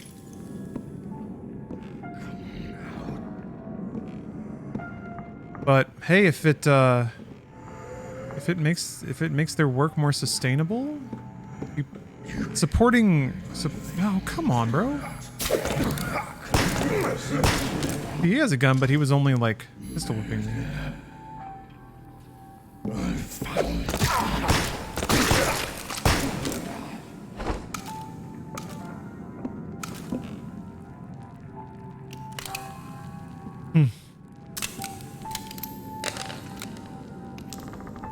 I bet you can probably throw the shells to make noise. Oh. Of course so.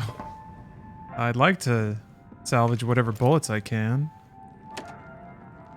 Ow. What does that put me in health? Still danger. Oh my gosh. Ow. Still danger. Oh, good golly. I must have been on death's door. Could load a save, but let's let it rock, huh?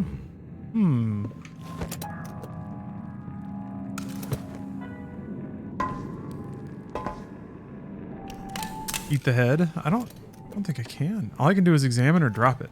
Alright, well, I get to deal with jam vision for a while.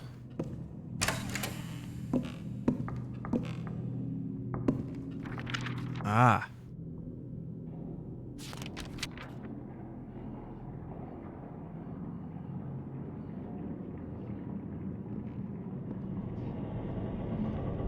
Where's your YouTube vid review of Mean Girls? I like the movie a lot, but I don't know. Never really grown attached to playing that YouTube game of like turning every life experience into a video where I ramble at the camera. The thing is, people seem to like it, which puts me in an odd predicament. Just messing with you. I love that movie too. Oh, it's rad. I mean, whatever. I'm sure that me jotting down some notes and talking about Mean Girls would probably that's probably efficient content to make. I don't know. Something about doing podcasts and stuff at Rooster Teeth have completely driven the desire to discuss pop media in any capacity from my being. Ooh, Ebiyasha. Thank you for the resub and the 24 months of subs. Got that limp going. No! Yeah, car. I do enough rambling on stream.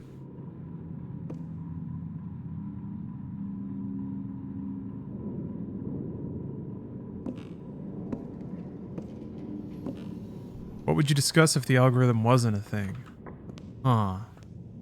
That's a good question. So, I'm going to interpret algorithm not being a thing as, like, making content but immune from... Oh, come on. Immune from the pressure to, like, serve the audience? Which is kind of what I do now. I guess I just don't really talk about much.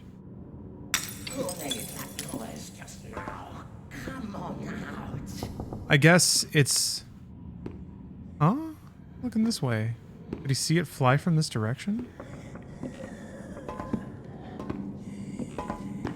I think it's maybe more just the the endless swarm of opinion. Media ingesting an opinion. Just that pathway.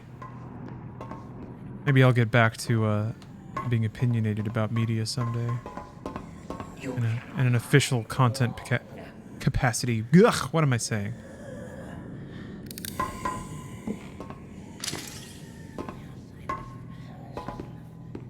Slipped right through my grasp. Man. Ricky, do I just have to shoot him? Maybe I can go around.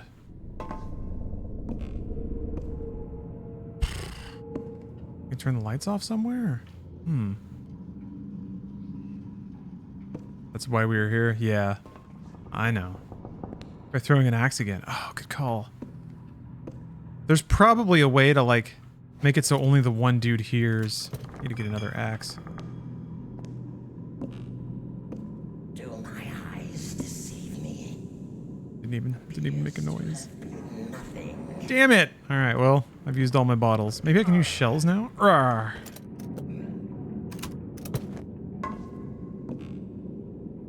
I heard that.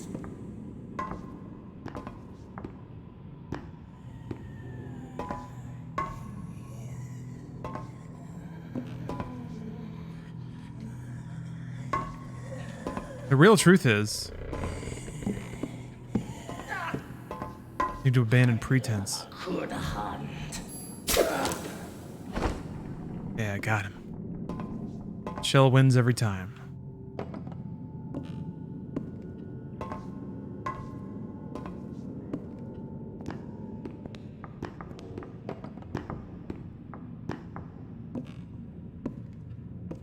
Up here?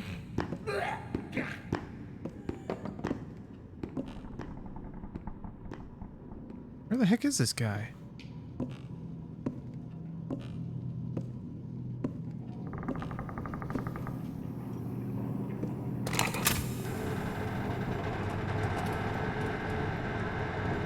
Okay. It's like another shortcut back. Might as well go back and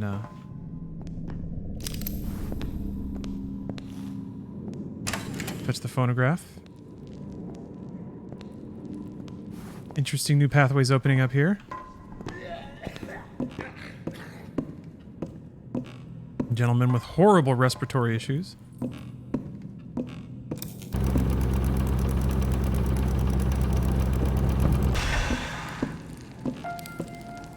Surprised there hasn't been any healing items yet. Well, I got the cheese and the apple, which, when both consumed, did not even get me out of the most, like, damaged state, it seems.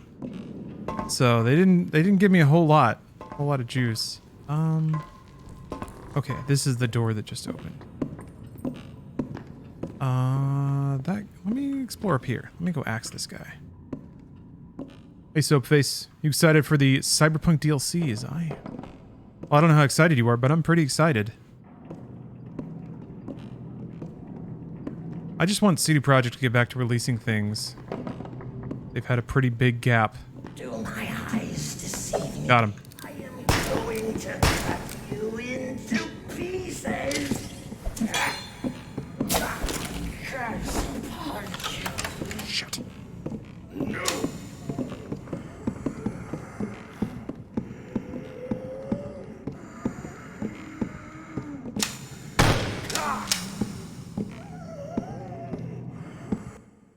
Whoa! The shell, like the bullet, oh god, the barrel just in my mouth. Pulled the trigger. What a monster. Yeah, straight up executed. God damn. These guards are brutal. I like it. Like, even for the first stage, I'm not able to just completely game them right away. In his defense, under the stairs is the first place I'd look. Yeah, I really can't blame him for that one. I really can't blame him. Still there? Can I make it up here faster?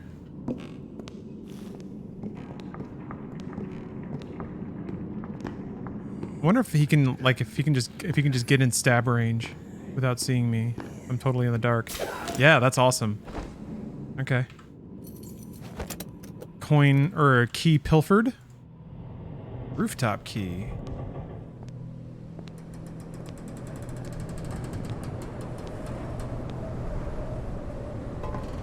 The environmental sound effects are pretty good too. On the dock, you get the sounds of like the wood creaking. Up here, you hear the like metal pinging and twisting in the wind. Has anyone found the key up to the watchtower yet? No. Apparently one of the prisoners escaped and locked himself in there. How long has he been up there? A week about. We're making him stay up there and starve to death. At least he has a good view. What a fool.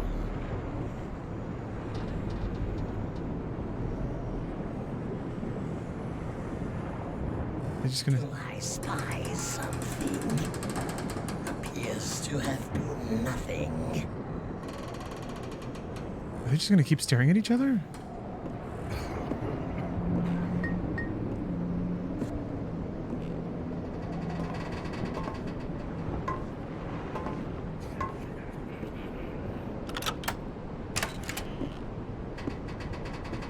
Okay, so this goes here.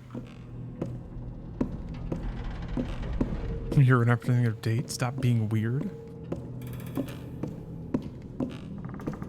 I guess I am being weird. Okay, I just never unlocked it. You never really experience weird until you stumble across like people RPing sex in an MMO. And you just kind of sit there. Like in some dank corner of World of Warcraft, you just find two NPCs. Or sorry, two players just hanging out. Like, hey, what are they doing over there? And you just see all sorts of business in chat, and you're like, whoa. Just like that. Hey, what's up, Saracen Alpha? All is going pretty well. The sun is down, so it's not disgusting anymore. I'm not like coated in sweat just sitting here. Which has been the case.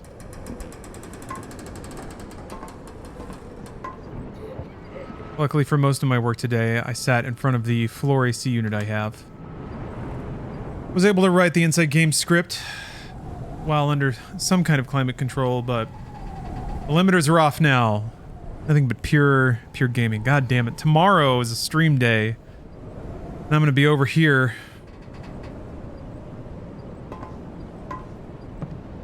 Nothing but my poor desk fan working its hardest. There's 3 more days of this shit. Friday is when the heat wave is supposed to break. And then we'll finally be in September LA weather, which means it's going to be perfect all the time.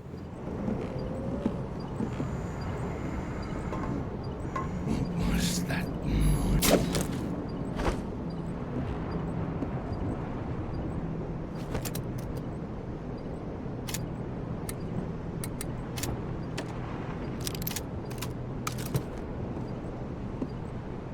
Cool 80 degrees. I mean, that's the high temp. It's 80 maximum. And that'll feel like a freaking vacation. What does that do? Oh, okay. This is a pretty cool shortcut.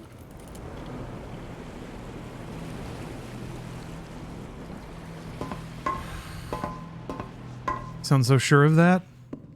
Oh, that it's almost over? Oh, you can... Oh, that's how you drop down there. Cool! Okay. I mean, that's what all the weather prediction services are saying.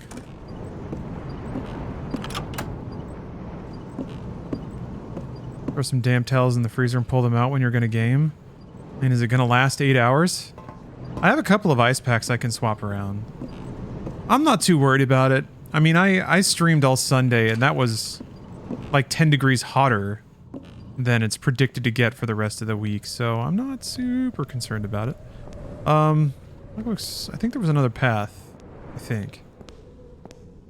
Yes, there was the whatever stairs went down. Yeah, let's check this out. Take a cold shower. Oh, that helps a little bit. It's pretty gross though. I'm at the point now where like, if I take a shower, the water that comes out is like hotter than the ambient temperature because it's been sitting in pipes, like baking under the house. So that's gross. If I like go to wash my hands, it's just like bath water that comes out. It's just,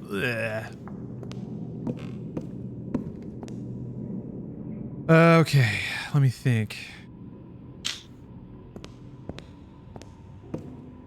I can do phonograph. Oh, there's also this over here. Oh! Deceive me. Limp away.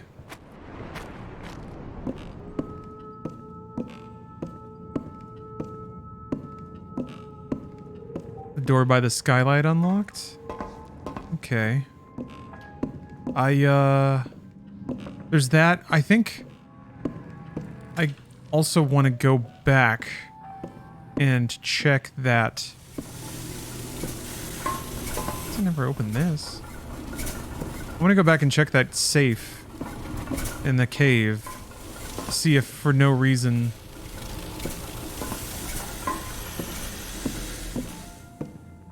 it opens. Well, oh wait. I'll do it later. I clicked on it, didn't open it. Okay, so I unlocked it. Do you mean like, wait a minute. Do you mean the one that, I think I know which one you mean. I may not have gone through it because I know where it went. But I'll investigate.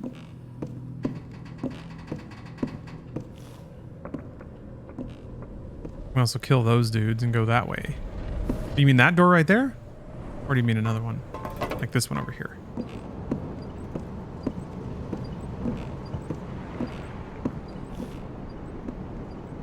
Yeah, so that door, this door over here goes where I've been already. It's actually probably a way faster way back to the phonograph, but... This is on the other side of this, where the axe guy was.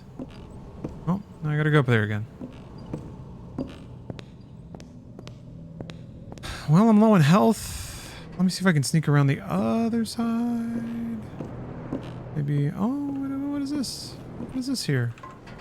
Hello. Oh, way to drop back in. I guess I could throw bodies in there.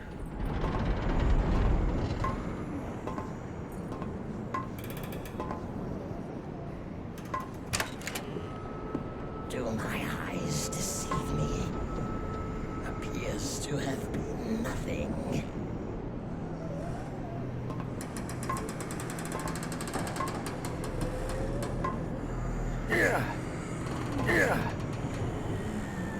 Who made that noise just now? Come on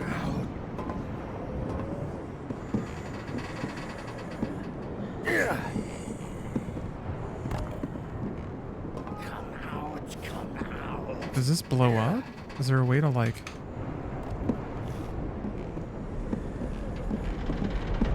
I see. Shit. That, my clumsy not so clever anymore. I guess I assumed that those crates of ammo would be ammo, but that doesn't seem to be the case.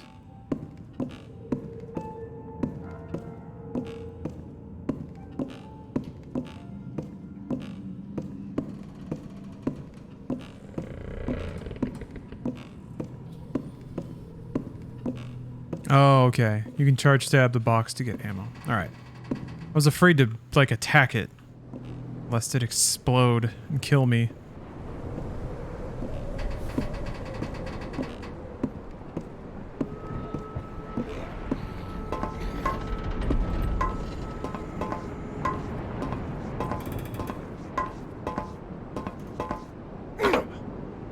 I am shocked that didn't murder me. I wanted to see the front of the sign. Excuse me, mister?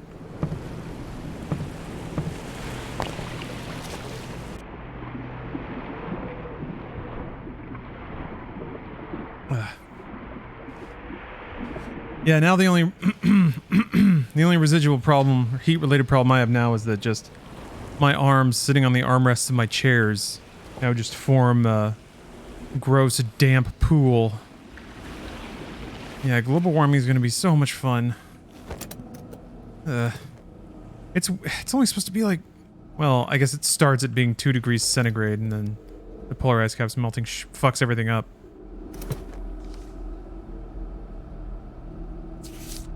Okay, 359, maybe. I don't think those actually go to 9. I don't think there's enough spaces on the tumbler. Yeah, they only go up to 6. So, never mind.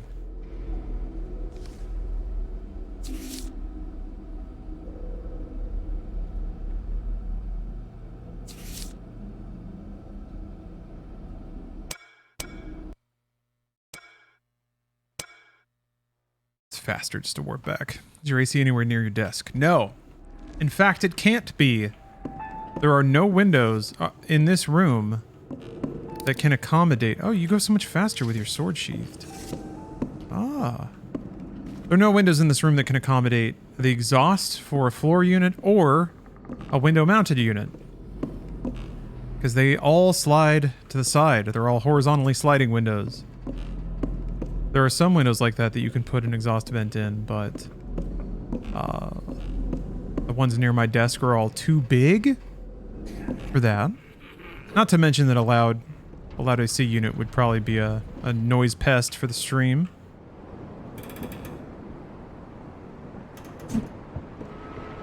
Got him.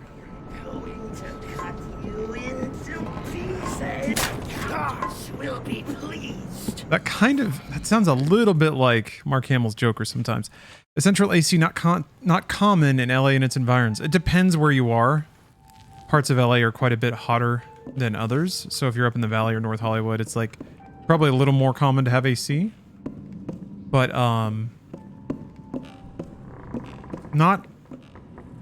it's less common where I am, because this is a much older house. And it's been been added on to a few times, which complicates matters. And it was added on to in ways that don't make it easy or cheap to renovate for air conditioning. Not that I've even looked into it, but I can tell. This probably used to be a patio, what I'm sitting in right now. And then or it was just like a sunroom built onto the back of the house. Oh, this is cool. Oh.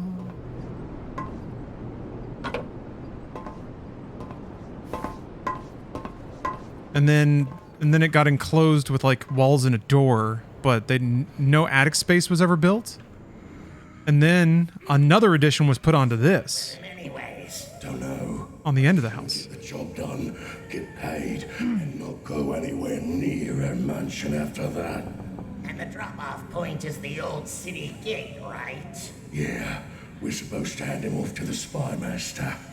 That guy, he gives me the creeps. Best you don't let anyone hear you say that.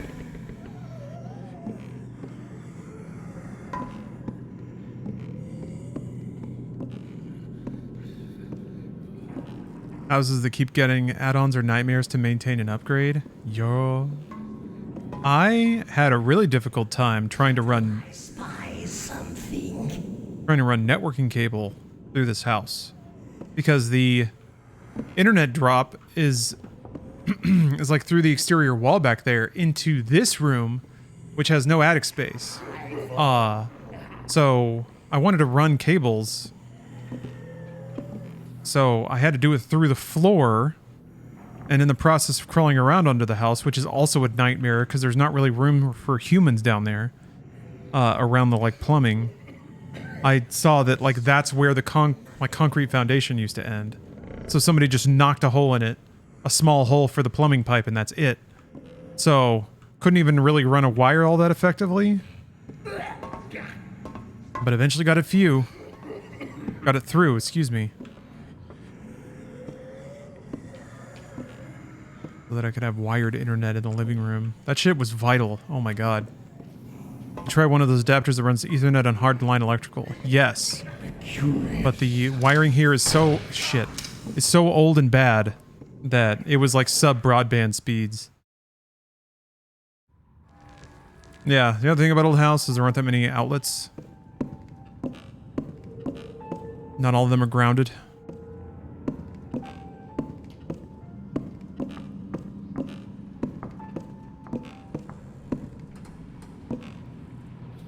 So it was either Wi-Fi or running a cable. I was like, I'm not gaming on Wi-Fi. I'm better than that. I was standing in front of a bricked up door. There's not even much of a reason to take those guys out. They're not really guarding anything. Huh. Alright, well, let's keep going. There's the locked door in the basement. I guess I haven't fully explored over here yet.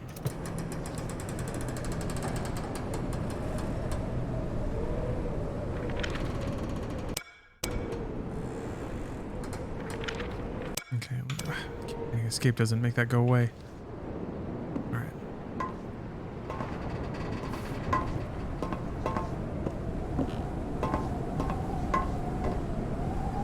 They say to set thermostats at 80. Wonder if that means we can do that for window ACs. We're supposed to leave them off. I mean, if window ACs are all you have, then yeah. They're just kind of generally asking for people to not burn tons of power trying to make it a frosty 68 or something. But there are probably like guidelines for wherever you are. Man, sorry. Everything's so gummy. I'm gonna blame the heat.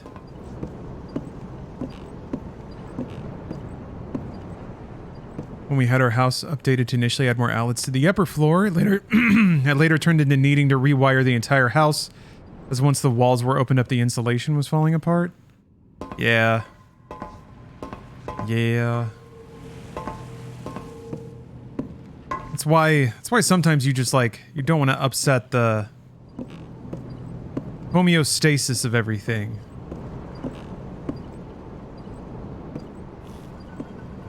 Discover the litany of things that need to be changed or fixed.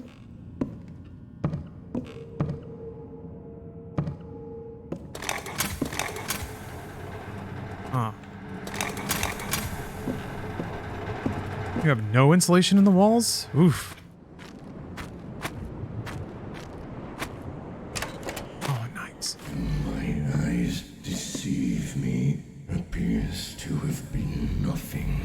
I'm constantly low-key pissed about global warming. I'm sure those in political and financial power know it and just don't want things to collapse now. The job done. Get paid. I mean, yeah, certain people have known for a long time. Mansion after that. There's been a lot of spending to suppress awareness of it because it benefited people in the short term.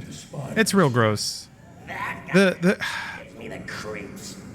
Philosophically, though, we invented a system that allows us to consume infinitely.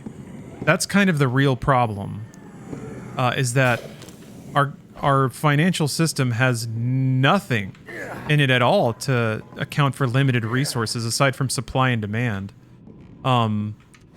Nothing that...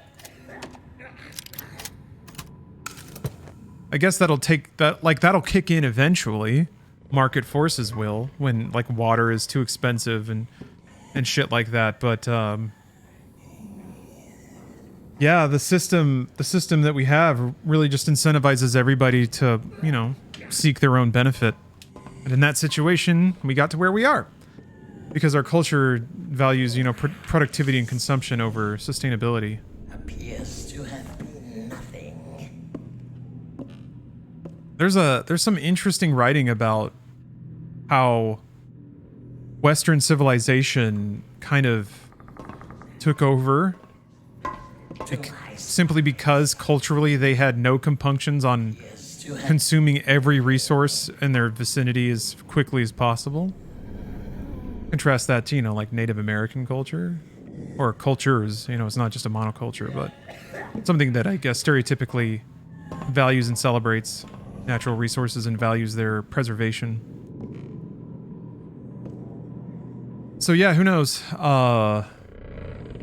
So ideally, the way that this is supposed to work is that the populace becomes educated and they make voting choices based on the way that the case is made or how effectively the case is made. And until now, the voting populace hasn't cared. But I think that's starting to change. That's always the issue with democracies, or representative democracy, is that you get the representation you deserve. Whether or not it's the one that's best for the sustainability of the race is another matter.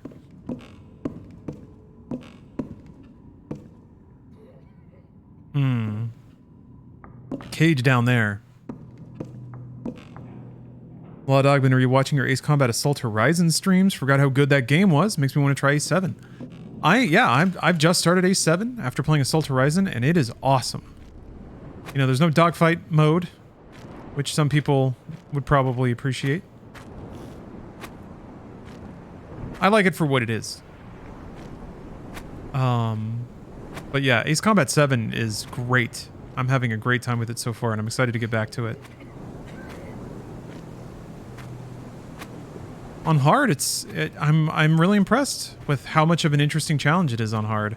I mean, it can be a teeny bit frustrating when it's just non-stop missiles, but that's kind of part of it.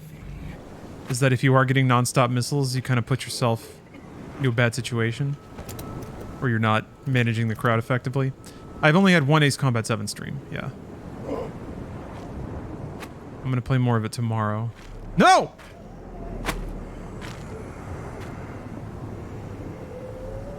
You cannot wait for long. I disliked Assault Horizon less with the playthrough. Yeah, I learned a bit too. It was interesting. It was interesting comparing people's reactions to it to the game that I played, which I think I was surprised that there was such negativity towards it because I was kind of ignorant of all of that, but understanding it and when it launched and the context of when it launched, I can see why people would not like it and resent it. Because there's a lot of games that I am frustrated with because they traded away their soul.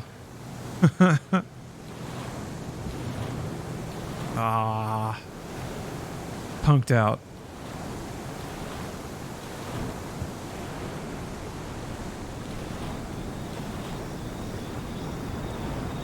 It felt more arcadey to me and was enjoyable as such. Yeah. I guess that's... I've always thought of Ace Combat as an arcadey experience. Once you load like 114 missiles onto a plane, it's like the Sega bass fishing of airplane games. I guess I thought that was like what everybody thought of it.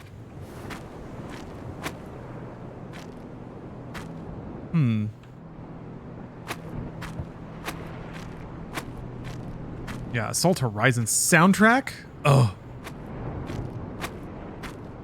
Can't sneeze on that soundtrack. Although Ace 7 has some incredible music so far, too. My favorite games are probably Wing Commander. I've been thinking a lot about Wing Commander, playing Ace Combat. I think I'll play through all the Wing Commanders after that. The only Wing Commanders I never played through were 2 and 4.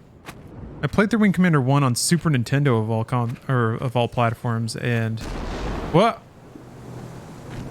Played through 3 on PC. I started 4, but I didn't finish it. Wow, yeah. 2 caves. Am I going to caves? Wing Commander really blows up at 3, though. You get that all-star cast. You get that sweet acting. You get those dramatic twists.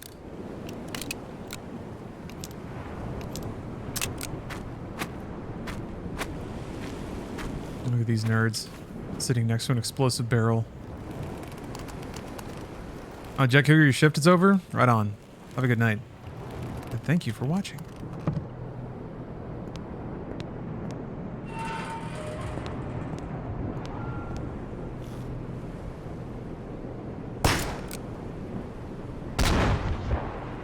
Weird they didn't react.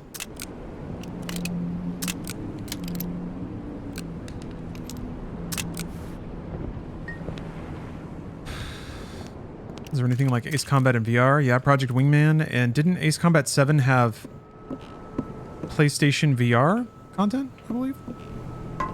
Oh, I want to go see if those bodies dropped anything. What if there's like an important key on an NPC and you detonate him? Or play Afterburner in the arcade? Yes. It's awesome. True gaming experience. I think Afterburner Climax... Well, wait, now the original Afterburner had like an articulating seat, right? It would like shake and pitch. I love that limping. That's so cool.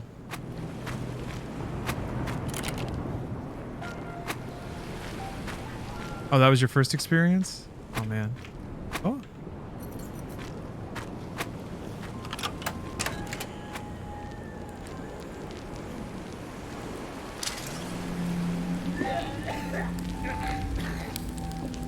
Okay, figuring this out now. The phonograph plays the creepy music, which is kind of like your save room music. But it also lets you know that you're close to a phonograph.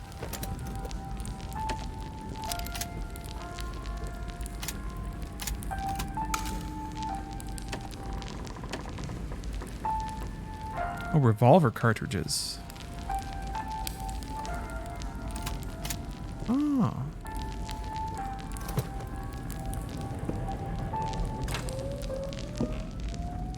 Oh, we got one more apple. I'm still in danger.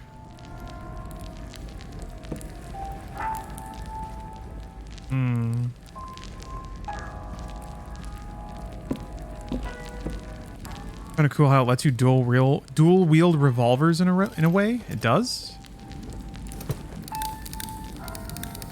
Oh, because you can have like multiple revolvers loaded, and then just swap and keep shooting.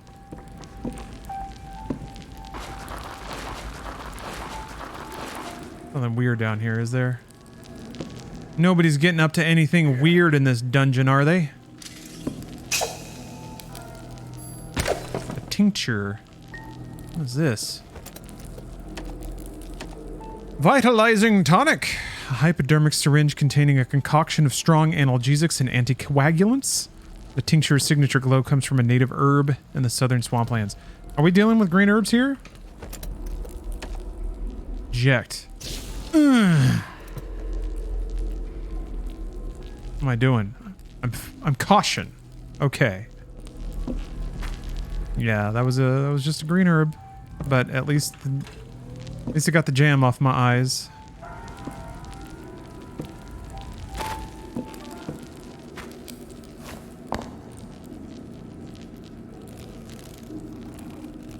There's probably nothing weird down here.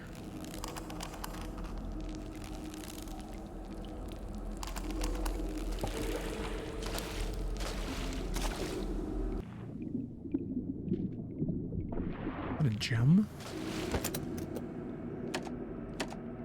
Yeah. Small uncut gem. Nice. Well, some of the goodies stay in your inventory, and some, like the gold, is just in your pocket. It doesn't take up an inventory spot. Interesting. Expected there to be a switch on this side.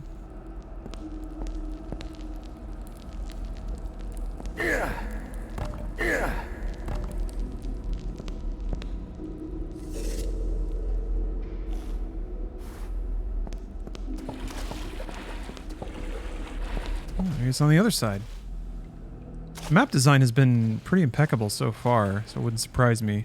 They do a ton of like letting you see one side of a door long before you unlock it from the other side stuff. Maybe not a ton. Oh! The right amount.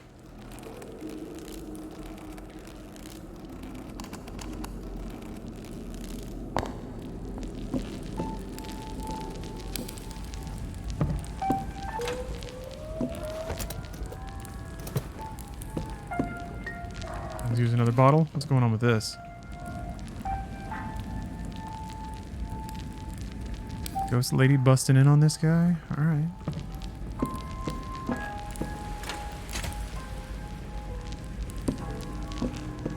Alright, so there are light switches.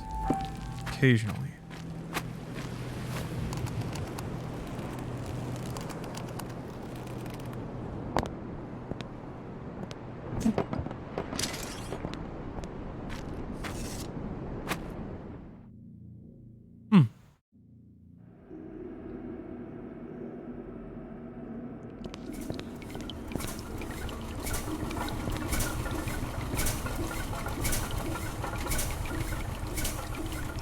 Pretty dank. How's New Blood getting away with all this?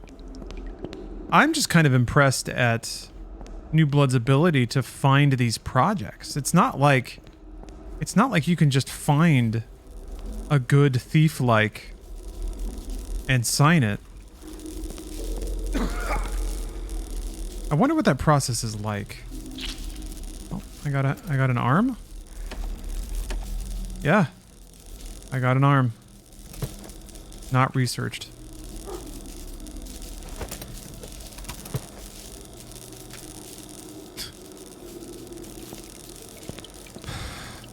So yeah, I guess you just go to Indiecade, you trawl around on itch, you download and play like every prototype you can find to try to find the projects that show the spark. reach out to them, try to figure out a, like, publishing deal. I don't know. It's interesting stuff. I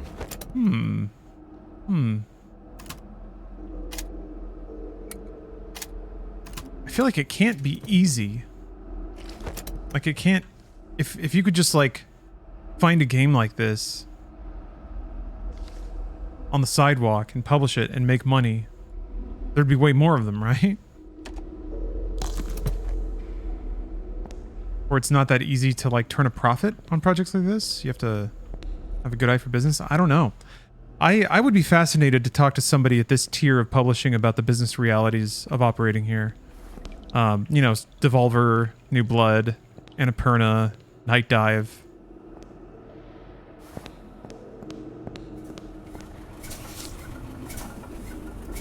Oh. Yondo, thank you for the sub. I guess, Double Fine has published some games. I'm back in the default world. The burn was amazing. It was super what I needed. Happy to be back. Did you check out the orgy tent? I don't know, it was a Bruce's birthday party, and one of the people there was going to Burning Man. So we made him promise to visit the orgy tent. You think they actively scout or get submissions? Yeah, I don't know. I would love to know how that process works. Maybe it's not the same for every developer. Maybe like there's a different path, but ultimately it comes down to like a pitch and a green light or a like request agreement on like timelines and stuff. Oh, okay. Orgy Dome was not for me as a single guy. No single dudes allowed. That's actually a good rule for the Orgy Dome. Damn it. That means that dude's probably going to get out of it. But yeah. If it were single dudes allowed, it would just be like jam-packed with horny bros. Burning Man is silly now. Celebrities going for their Insta posts. Yeah, I guess before social media, that was a less common motivator. But yeah, I imagine it's just... Like, it would be... I mean, you don't get any cell reception out there, do you? Or are people just on their phones? That can't be right. Burning Man has to be, like, an off-the-grid thing. Well, the dogs are loose again. I certainly know how locks work, and I assume you know how locks work. So my guess is that Hobbs is the one who keeps leaving the kennels unlocked. Not a surprise, really. I closed off the entrance to the kennels and electrified it because Hobbs was in charge of feeding them this week, so I assume they have not been fed and would be all too happy to gnaw on whatever face pokes into their little new subterranean dog paradise. If you need to get into the kennels, well, first pray, then you'll have to turn off the generator. I locked the generator room and left the key in the break room down the tunnel. I figure locking it should keep Hobbs from going in and relieving himself in the fuel tank or anything like that. Yep, Hobbs let the dogs out. Son of a bitch, Hobbs. Now I gotta go get the key in the break room.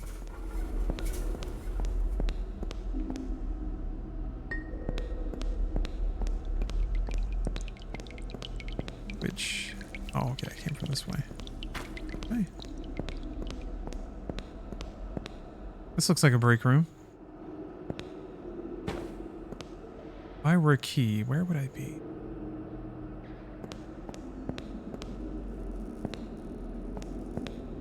What's up, Savage for Fun? How are you doing? But under the plate? Plate is stuck in the table. That's okay.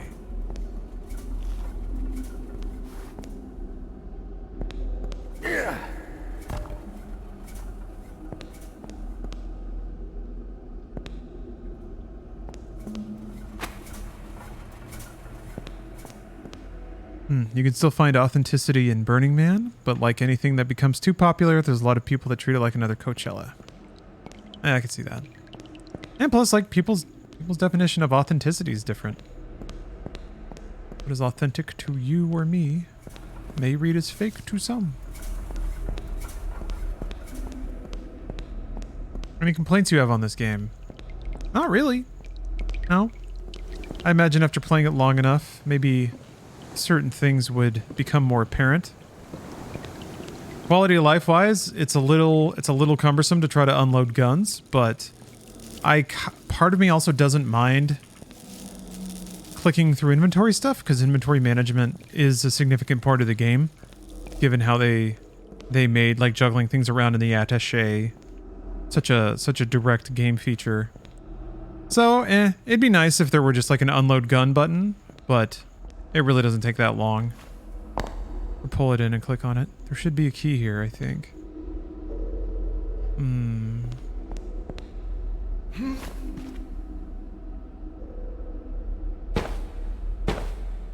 Maybe I can stab the bag. Okay.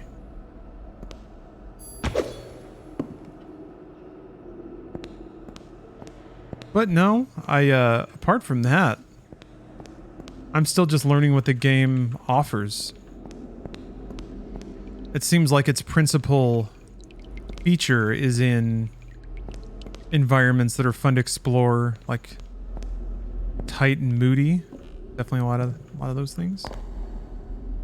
You apparently cannot summon the modicum of effort required to open this door and haul whatever junk you're carrying through it, but perhaps you might coax that lump of boar fat you call a brain into comprehending that leaving said junk in front of said door blocks it from opening, which means that no one can get to the main elevator without going through the kennels, or in another wonderful display of door proficiency, some other troglodyte keeps leaving the cages unlocked and allowing the dogs to roam around very free and very hungry.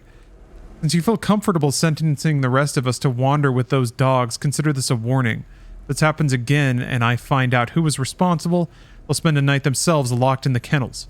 I guarantee it's easier to haul a box through a doorway than it is to hide from a ravenous hound. Well said. Can I, like, stab it? Ah, you're kidding me. Ah. Okay, there's another one. That would have been great.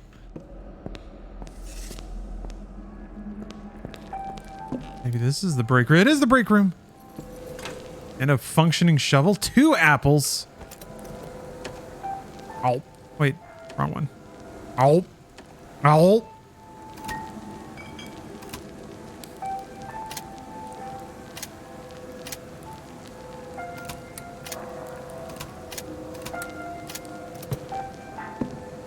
Oh wait, no, that doesn't look like a functioning shotgun. Urgh.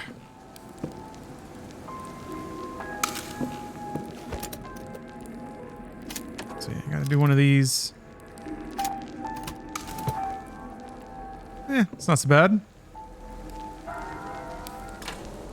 What's up, Aussie Maniac?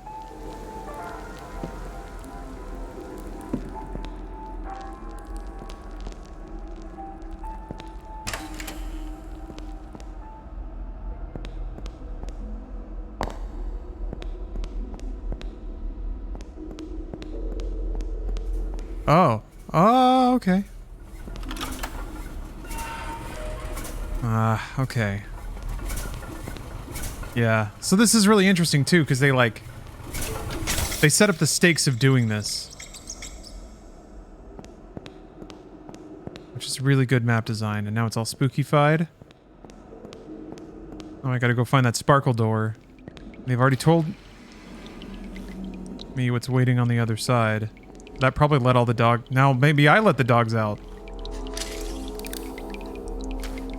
These dogs don't go down in like one shot. Oh my god, what is that?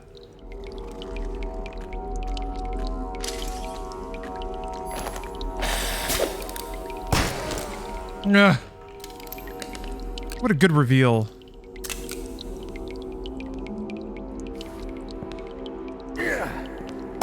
Oops!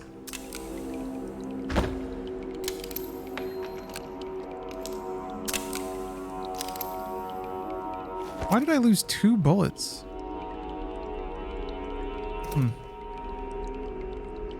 Brilliant that the eyes match the wall texture? Yeah. I didn't even really think about that. Okay. Alright. We got us a flashlight now.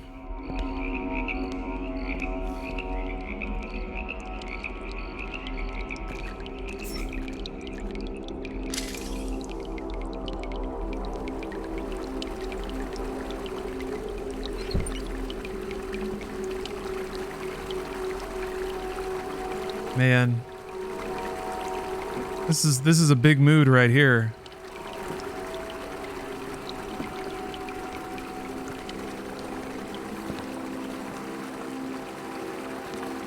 Maybe if I throw the arm, they'll chase it.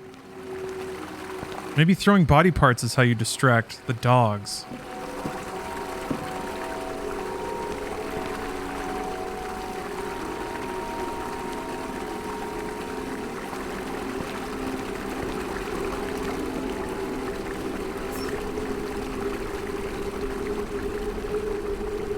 And the audio design is really on point. It's simple, but it's working wonders. The environment and then like the sounds of the enemies.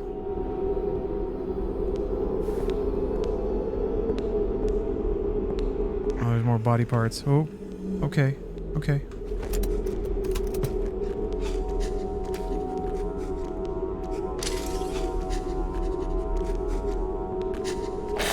Okay, no, I don't think. Shit. Jeez. I got killed. I got eaten by a pepper. He was so hungry. Not his fault.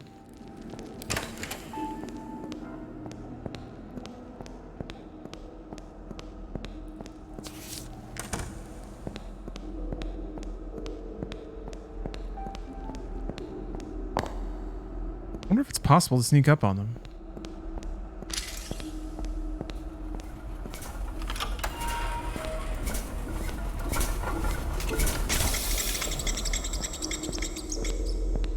God. Sound of old shitty machinery.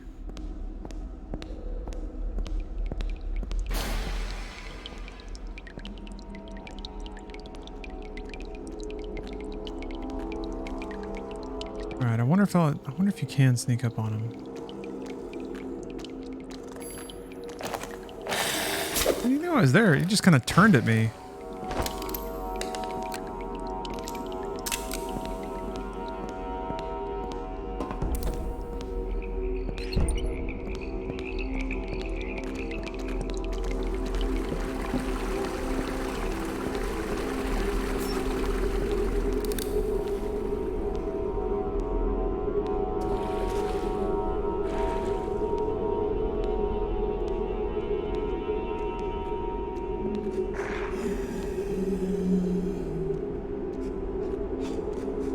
I guess they just find you by scent, because they sniff.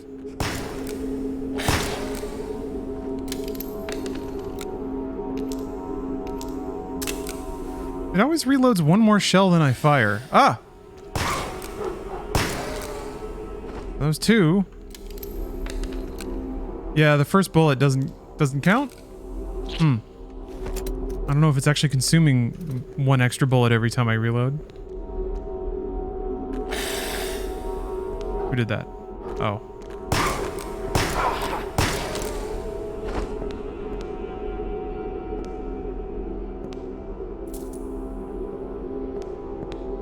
So let's see. Yeah, it says I have 3 bullets. Well, I guess I fired 3 times. Because I have 2 to spare.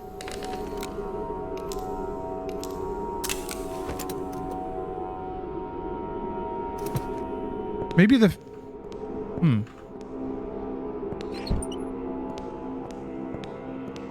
Dog smell that decomposing head in your suitcase? Yeah, there's no reason for me to hold on to those.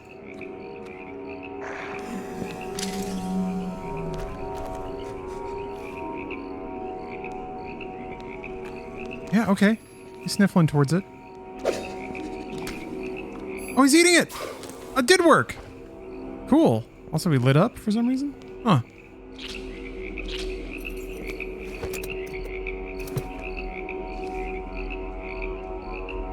Key did I get? Mine storage? Storage room in the coastal mines. Okay. Stabbed his butt. You know I did. Uh-oh. Uh-oh.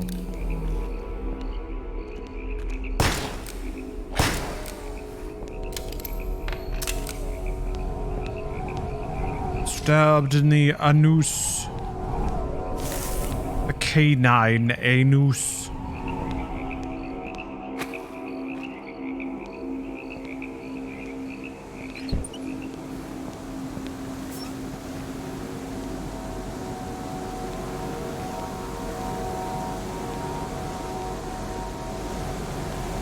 I wonder if you can just sneak up on them, or if they'll always smell you.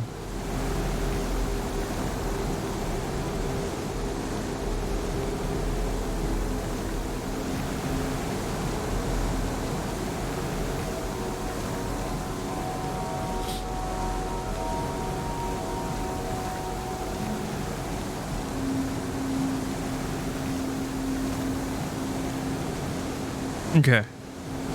So you can't just sneak up on them. A noosed.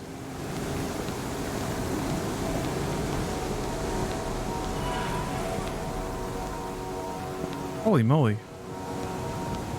Holy moly. Whoa. Okay, alright.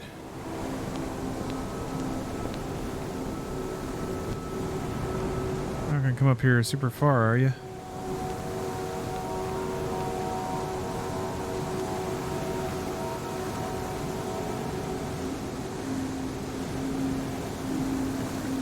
Alright, pal, what are we doing here? Oh, come on!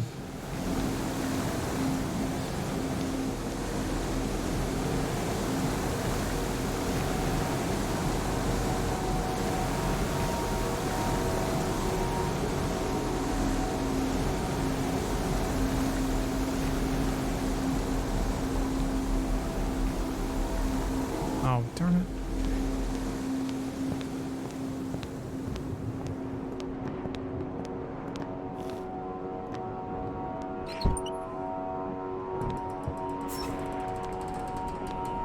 Yeah, this is just a little hidey hole.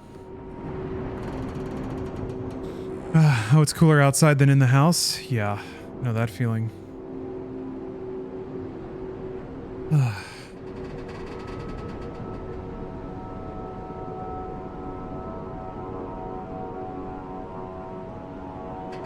So this stuff, I feel like I don't mind. With the right ambience, having a game design that makes the player just sit and wait and just kind of mellow for a little bit, I've always really enjoyed. Appears to have been nothing. I'm a fan of downtime in games. I saw that. For real, bro? For real?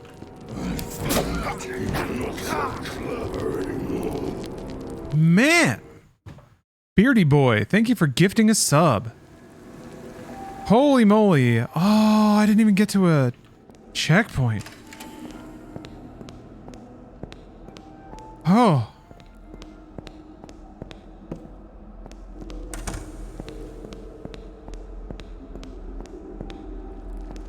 I should have waited more. Didn't wait enough.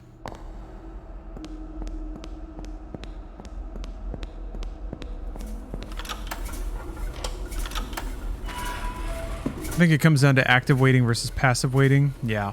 Actively waiting is a little conferred advantage feels good, but passively waiting at the game's behest feels bad. Yeah.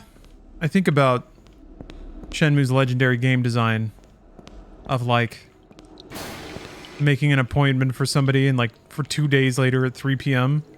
and just leaving you open to do whatever until then. No one likes that except me and some other high IQ gamers. I think they can see in the dark. I think that's part of what's going on here.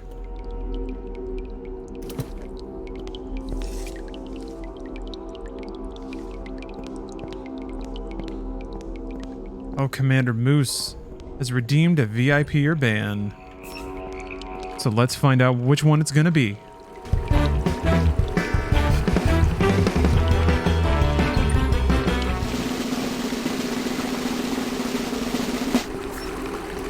Whoa, oh, come on.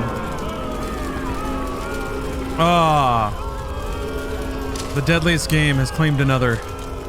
I'm very sorry, Commander Moose. I'm very, very, very, very sorry that I'm gonna ban you in a second here. You don't deserve that. You really don't.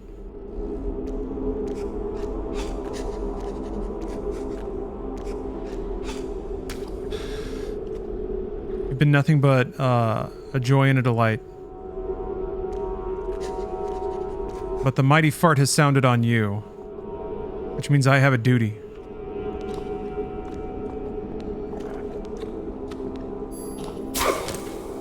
My sacred duty as purveyor of this stream to ban you for an hour.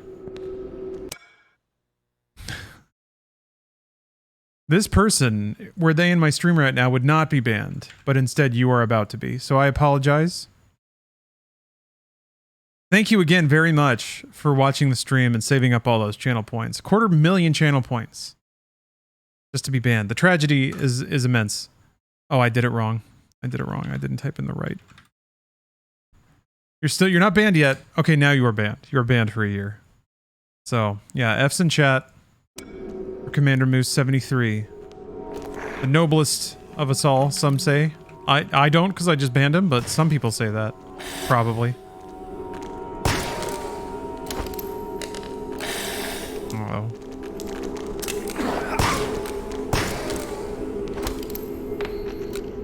Wait, a year? Did I say a year? No, I meant an hour. Sorry, not a year. Only an hour. I hope the Commander Moose didn't run off crying as soon as I said that. Probably did, but I hope not.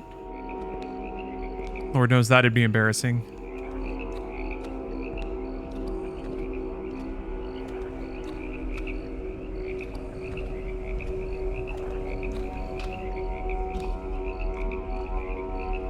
It feels like a year? Yeah.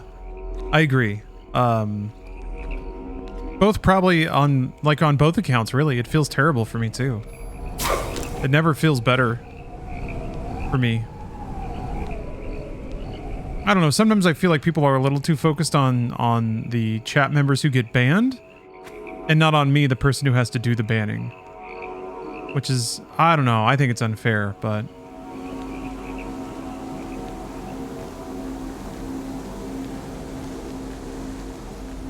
this is just the tragedy. This is a tragedy of being a hero. I'm about to stab this dog in the back. Maybe?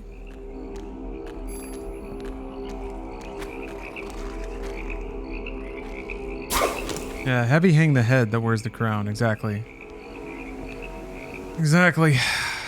These are just the difficult decisions I gotta make every day. It's like turning your AC down so that the LA power grid doesn't melt. It's like that, but me and banning people. Crown of Thorns is still a crown. Well said. Damn it.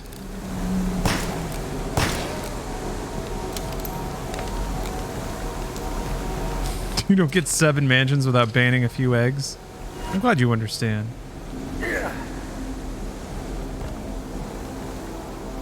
Tragedy of Darth Streamer the Wise. Okay, I'm not effing around this time. Maybe the torches give them some kind of unnatural vision buff. I'm gonna hang out all the way back here.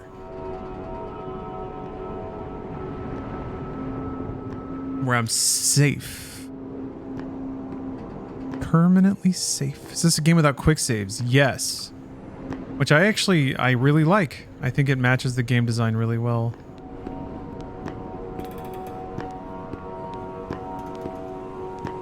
You think he's gonna turn around instantly? Fuck!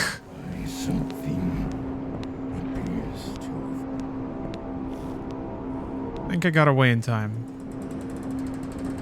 He did turn around instantly. Yeah, T-Rex. The gap between save points is like it's not significant if you know what you're doing. It reminds me a bit of like Souls checkpoints. How they'll give you like an elevator or a door back to the entrance.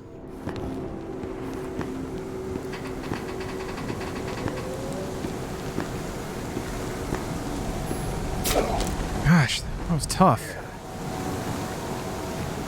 This looks like Thief Won the Dark Project. That is 100% the idea. I mean, instead of a little gem in the bottom middle, you have this ring on your thumb that tells you your illumination. The atmosphere is very gothic industrial. Industrial Revolution grime. Yeah, it is a Thief's spiritual successor. The publisher, Venerable Devoshri, registered the URL thiefwithguns.com. So yeah, nobody's shy about it. All right. This is the shortcut back to the save room.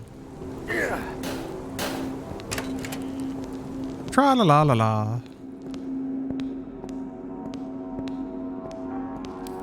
Just made some meatloaf? Man, I actually am a meatloaf fan. I'm a meatloaf supporter.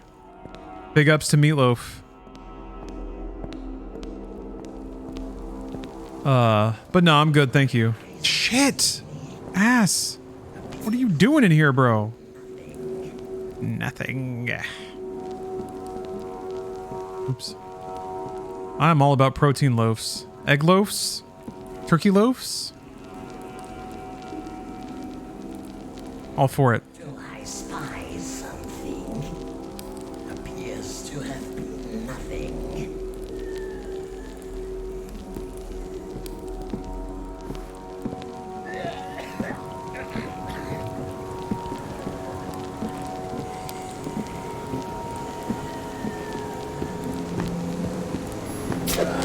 Whew. Oh, you prefer Thief 2014? I really, really liked that game. Nobody cared. Nobody gave two shits about it, which I thought was odd. I just think it wasn't in vogue at the time. People weren't ready for a game like that. But yeah, I thought it was a very sincere and well-made game. It was, you know, another tragic Square Enix production. Who knows how much it sold? It feels like maybe 1.5 million. Which, yeah, Square doesn't give two shits about that. I didn't even know Thief 2014 was a thing. Is it a remake? No, it was a reboot, kind of. It was definitely in the style of Thief, but a new game from Eidos Montreal. I'm pretty sure you play as Garrett still, but I don't know if it really I don't remember offhand if it really referenced the events of Thieves 1 through 3. Was it just poor advertising? I mean, maybe? I don't think gamers acknowledge that it's possible to make a good game that has an advertising budget and people still don't buy. Just because it's not fashionable. Just not what people want.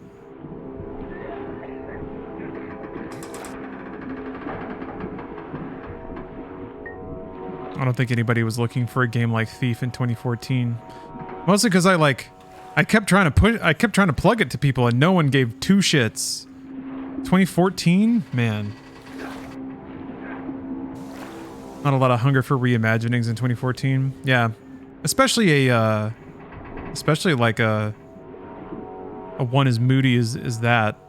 And like low, it definitely wasn't like action oriented. There was no attempts to make it like more of an action game. Oh, that's cool. The shells actually sploosh in the water. Oh, and Justice for Lawbreakers. It was a great game, IMO. I liked it too. But yeah, that game was well outside of the aesthetic that anyone wanted to look at.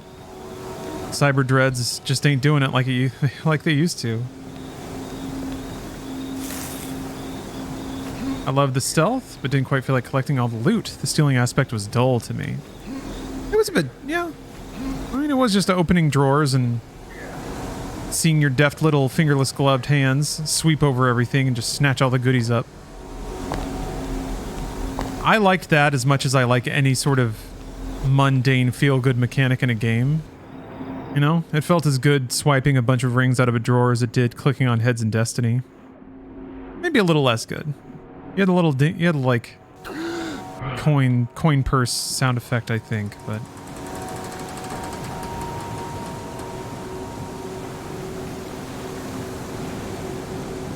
yeah, no one cared. Be surprised how often that happens.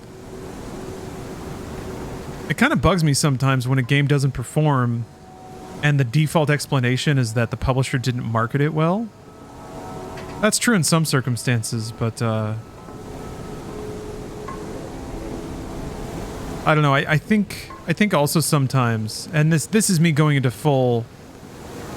This is completely disassociated from Thief or even anything remotely topical, but sometimes I think the gamers confuse what's discussed in the bubble, like in blogs and on social media, forum posts and stuff. They can conflate that a little too closely with like advertising. So if something is talked about, then the marketing is high. Like how people say that Cyberpunk was over-marketed. It actually wasn't. I mean, it had some TV ads, but nothing that was like uncommon for a AAA game. It was over-discussed in the gaming bubble, though. But CD Projekt didn't really have anything to do with that. That was just people getting hype for it and then making a lot of content about it. So, yeah, that's interesting. Oh, Redditors, people that live or die by Rotten Tomatoes to decide what's good or bad media. Yeah. Yeah, it's a human nature thing. People rarely acknowledge how little they actually understand about a complicated situation. Huh. No Man's Sky was probably overmarketed.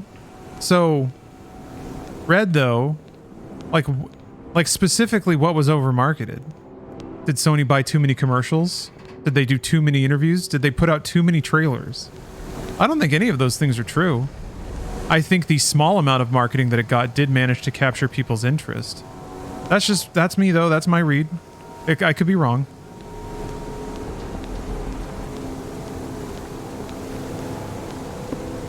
I feel like No Man's Sky was another situation where like a game with a powerful premise captured people's imagination. So then people wanted to run with it. Oh, No Man's Sky got on the Colbert Show? Okay. Demos on Jimmy Fallon Show? Alright, then never mind. Yeah, that is big time marketing. I wonder... That's rare for Sony to like push that.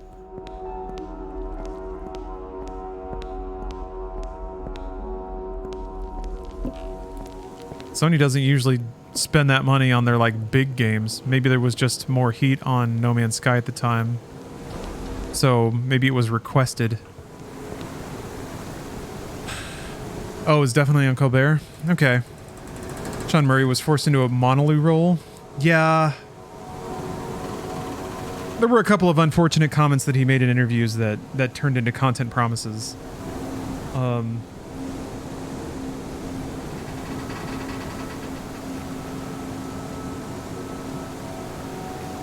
Can't blame anyone for that, though. I guess aside from Sean Murray, but... That's one of those situations where people externalize all their frustration when their hopes are dashed. But I certainly feel for an indie developer who's just really excited to talk to people that are really excited about his game. I mean, there are tons of stories that tumble out of games, 20 years on. This was like a chronic problem with games in the 90s and the aughts. You'd have developers that like, they box themselves up and work 12 hours a day on a game. They go to a trade show and then they get to talk to press and people who are actually excited about it. And they feed off of that energy and they get so amped up that they start like, they just in the moment will start promising features and things that are not in the game. Because they're just like so happy to finally be around somebody who's excited to hear them talk about their project. And then like they'll get back to the office and be like, okay, we got to add all these things. Because I just promised them. I guess I could just shoot these guys. How many bullets do I have? Yeah, I got plenty. Oh, there's nothing really around to distract. Well, maybe. Let's see what happens. Oh, Peter Molyneux? Yeah. Peter Molyneux always had ambition. He was a good storyteller. I don't mean in terms of games. I mean like he could like... He was a good hype man for his games.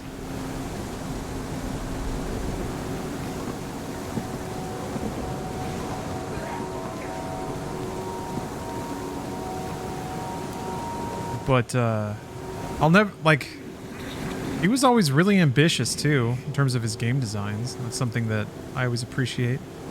I'll take ambition with flawed execution over perfect execution of an unambitious thing any day. Fuck.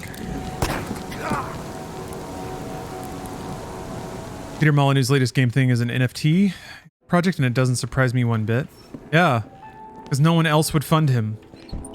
His games have like the thing that the gamers are mad at him for is probably not what put his career where it is.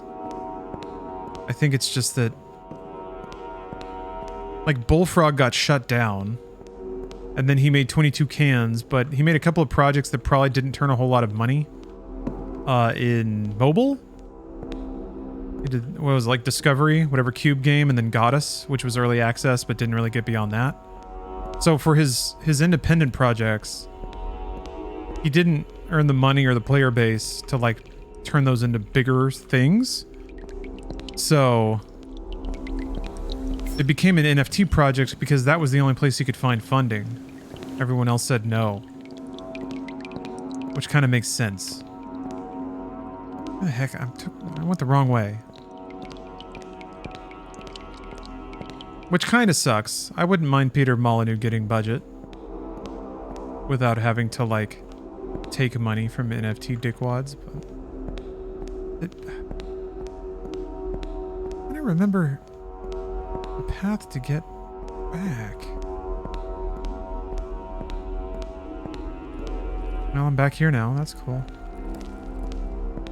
Goddess was also kickstarted? I think so, yeah. I never got out of early access. Oh yeah, that's right. They turned it into Goddess Wars. He always seemed to reach too far, didn't have people to reel him back to reality. I think a lot of his projects... Like, a lot of his projects were worth playing. I think what happened is, he didn't understand that when he started making games for a console audience, he was speaking to a different and less, like, savvy crowd. There's a lot of people that, like, the first Peter Molyneux game they played was Fable. And yeah, some of the promises he made about it were pretty whack, but it ended up being a pretty crowd-pleasing game anyway.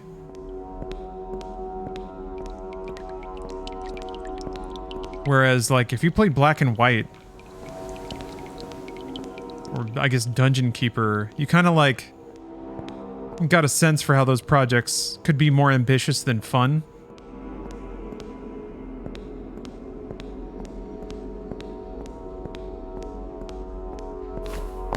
All right, I don't remember how to get back.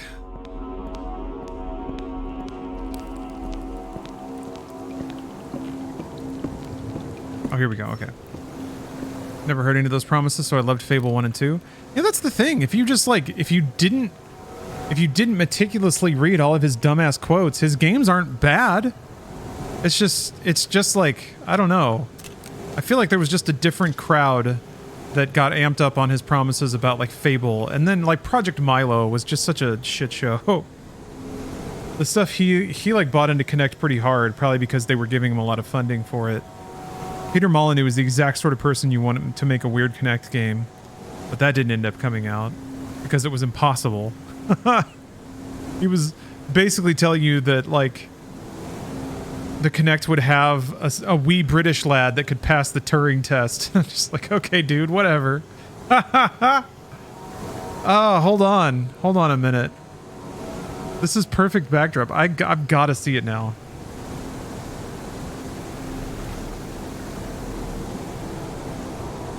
I remember some shit like you hold up a skateboard and Milo's like, I love that skateboard. Yes. He's a character. Hold on a minute. This is actually a little too much. That can recognize us, he can recognize our faces, he can recognize our voices, he can recognize emotions in us. This is peak Peter Molyneux bullshit. And it's weird to me that no one, like everyone got, like, you can't do all that stuff in Fable 3, but then he goes and talks about Project Milo like this. I think everybody just gave zero shits about the Connect from day one, but to me, this was like, oh my god, this is peak Peter Molyneux. And this is Claire. She's going to introduce you to Milo. Hiya, Milo. How you doing? Hi, Claire. You okay? Actually, I'm a bit nervous. You? Nervous? I don't believe it.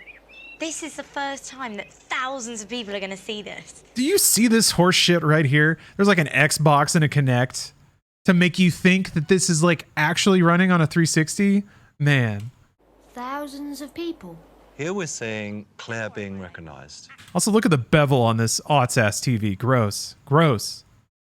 And the emotion in Claire's voice being recognized.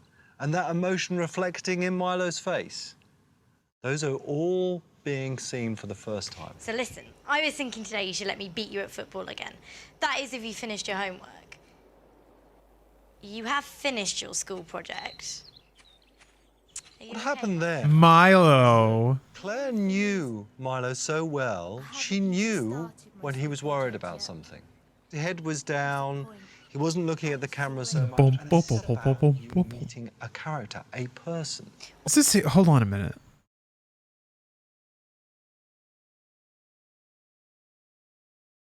Look at this. Look at his office. Do you think he asked somebody to print out a bunch of like pictures of Milo? Like, put this all up behind me so that I look cool. Also, what's going on here? It looks like he's like next to two toaster ovens or something. Why would a file cabinet have like a hinged door with a handle on the side like that? Yeah, two fridges. I wonder if this is like a corner in the kitchen because it had like good lighting. There's like a window there. A person. Well, why don't I help you with yours? Then yours will be brilliant. All right. All right. Just tried to catch some fish. Draw some pictures in my Oh, they're big journal. file cabinets. Okay, Maybe I'll do okay this time. I think that's a good idea. but they keep all the snacks in the kitchen. Don't know till I try, do I? Exactly. See? I've got everything we need. Well, great. Let's get started then. You've got to put these goggles on. Goggles? Put them on like this. Why was there a sound? Did she clap? I guess she Okay. clapped. What?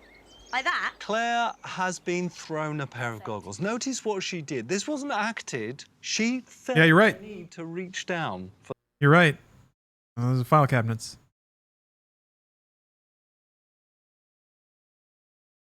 I'm seeing a little more of this room now. We got a dirty Milo in the front.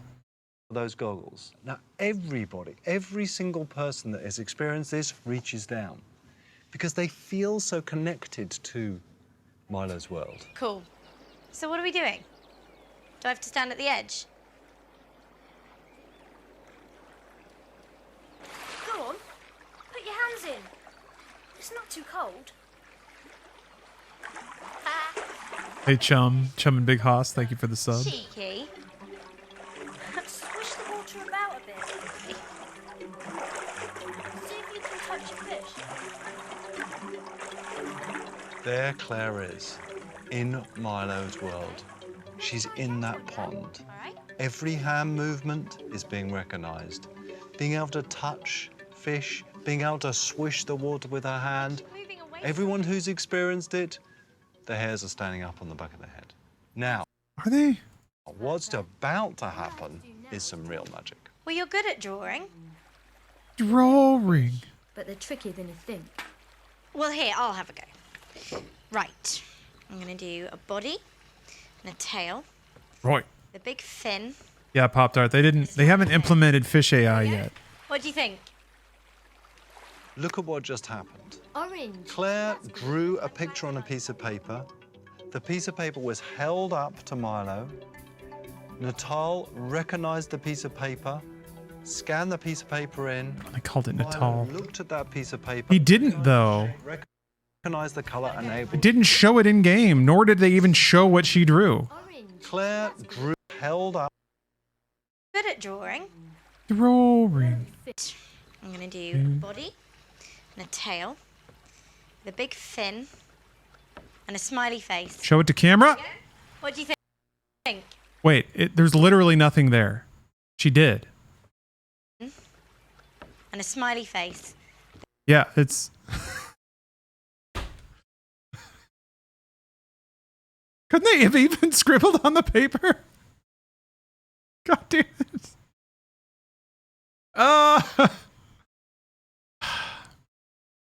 See, like, this is what's weird, I guess, is if you go back far enough, video game marketing is just 3,000% bullshit. Which is kind of why when the No Man's Sky stuff was making the rounds, I was like, I mean, we've all been here before, right? We all played Spore? No, we didn't actually. There we go. What do you think? Boop. And then, yeah, he doesn't even show it on his side.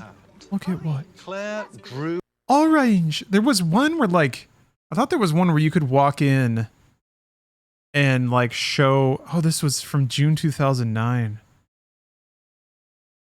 I wonder if this link still works. See your Connect for 360. Are you kidding me? It only costs $168, but yeah, you can get it. Cool. A one-time payment.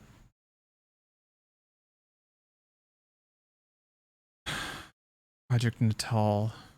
Ugh.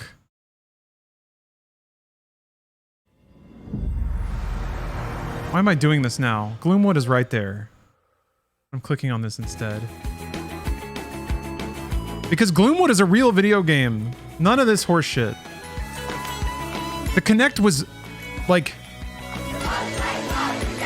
I promise you, the Kinect was 100% purely there to get marketing data about you. That was why they wanted a smart device in your room. Because, you know, they wanted to get ahead of like Echo and Amazon and phones that ended up doing that. But it fucking, like, Microsoft has done this a lot where they just want to own a market sector, so they invent everything else behind it. But, like, what a lame fucking thing. Like, it was so... It's one of those where at some point during product testing, it was very clear that the tech was just not good enough. And then everyone convinced themselves it was, because they really... Microsoft wanted to have devices in the living room for like decades before they finally hit it with the Xbox. They had like Windows Entertainment Centers and this stuff, but man. Yeah, it is smart devices. Amazon carved it out. This was before Amazon was doing that though. This should be good. Let's begin.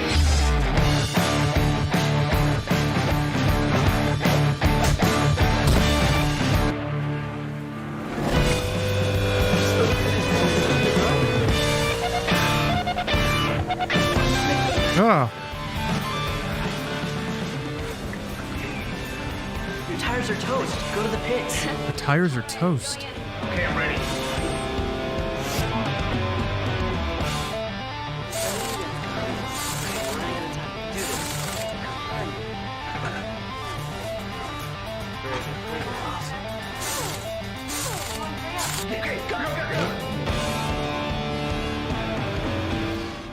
Nothing like this shit remotely happened. There was an iToy game that was pretty similar to this, though.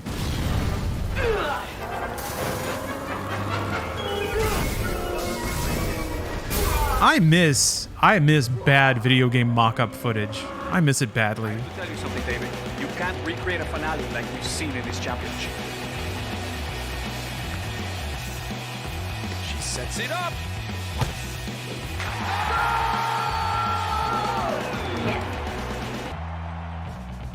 Yeah, here we go.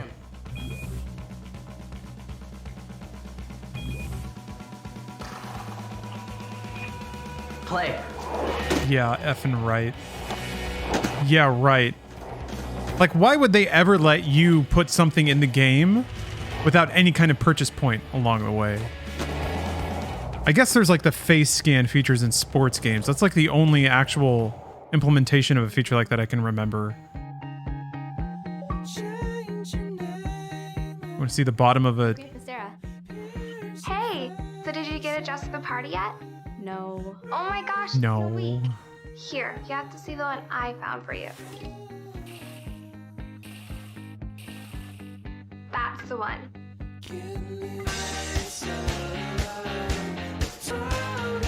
Even girls will use it because they could talk about You should dresses. get it. See you tonight. Women be shopping, huh? Connect will make you prettier. 100 points. What is the answer? Ian Dixon. Millard Fillmore. Millard Fillmore. I hate this kid's hair. Correct. Now a 200. Sweet life of Zach and Cody looking ass. Beckett family. How many push-ups can Hey, Dead Trooper. Thanks for the sub. Excited for the update expansion in anime? Me too. I'm excited to get to try out the 1.6. I'm gonna do that tomorrow. Right now I'm watching Connect ads and getting angry. See, like, this is what I mean when gaming is really good right now. There's very little bullshit, believe it or not. You can find it if you look for it, but Jesus Christ. It was so much worse back in the day. Hold on a minute. I gotta see one more thing.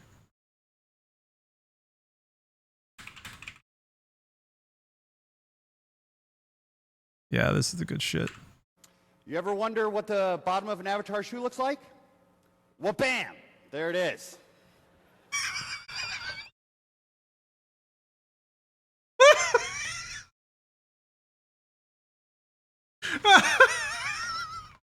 Well, bam! Oh, man. Oh, man. Freaking Kudo, man. Where is he? Look at him. Look at this. Look at this unit down here. What the bottom of an Avatar shoe looks like? Looking like just the most douchey. There it is. Uneven gamer score. Zone Underground, though. I can respect that. Playing Forza 3. Playing Gears of War 2. Playing Halo 3. This UI never existed. I don't think. That's never shipped. Bam. Alright. Let's get back to video games, huh? Remember video games? Remember those? Alright, I'm gonna shoot the hell out of these dudes. I wonder if this has... This must have pretty significant damage fall off. Alright. All this was just a reaction to the Wii? Sorta. I think it was a reaction to the Wii plus Microsoft feeling like it could put a smart device in your house before other tech companies got there. But they whoopsied when they made it a frustrating, pointless, shitty mess. So many cables. For no reason. Xbox Snap Machinima app. God. The only game I played that felt like a genuine effort that mostly used the technology well was that Fable game. The avatars were a reaction. Yeah, it was kind of hot, and also I think the avatars were like the Wii and Mii's sort of demonstrated that people. Oh yeah, Child of Eden. Yeah, Child of Eden for sure. But the Wii sort of demonstrated that people wanted little cartoon versions of themselves. I think for Microsoft, it was the ability to sell avatar shirts and shit. Microtransactions. Which was, you know, pretty forward-looking for Microsoft, actually. Because those ended up being a shitload of money.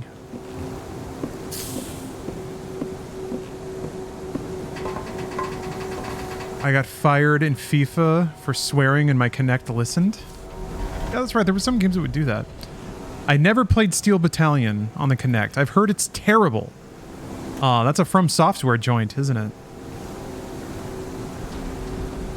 By the time the Kinect came out, the Wii was selling more than the 360 and PS3 combined. I absolutely see it as a response to Nintendo. Yeah, that's a good point. Motion controls, yeah.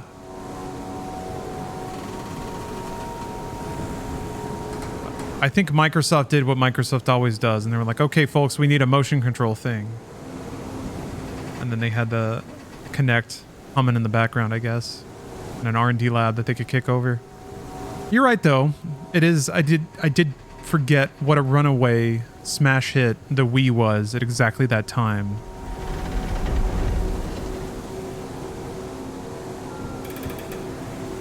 I think it always comes back to the fact that using your fingers is instant rather than swinging your arm around.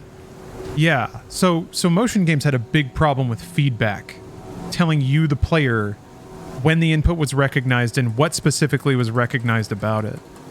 If you hit a button, like the point of input is precise and binary, but a lot of game design conventions got tossed out with motion controls, and they never really got back to a good spot. And yeah, the precision and the feedback was just off and bad.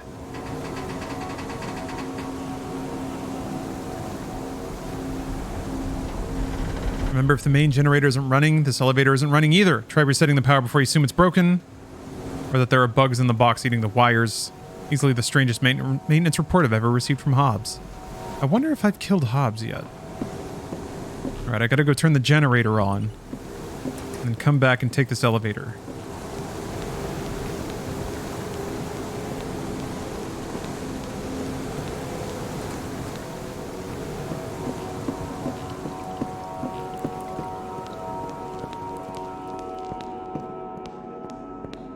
That requires me to know where the generator room is. Xbox turn generator on. Xbox activate generator.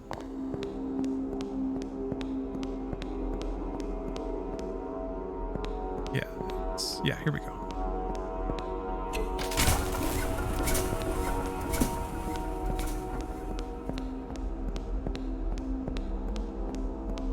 I think Sony and Microsoft understand that only Nintendo can get away with their gimmicky toys and gadgets. Kart racing you set up on the floor of your house, only Nintendo these days. Yeah, Nintendo is still a toy company at heart, I feel like. I feel like that philosophy drives not only their software design, but also the games they put out. Oh, it's so much prettier lit up.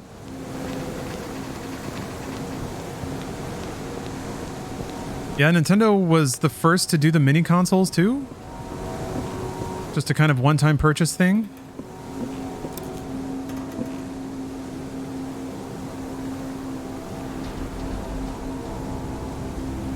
And then, yeah, freaking Labo?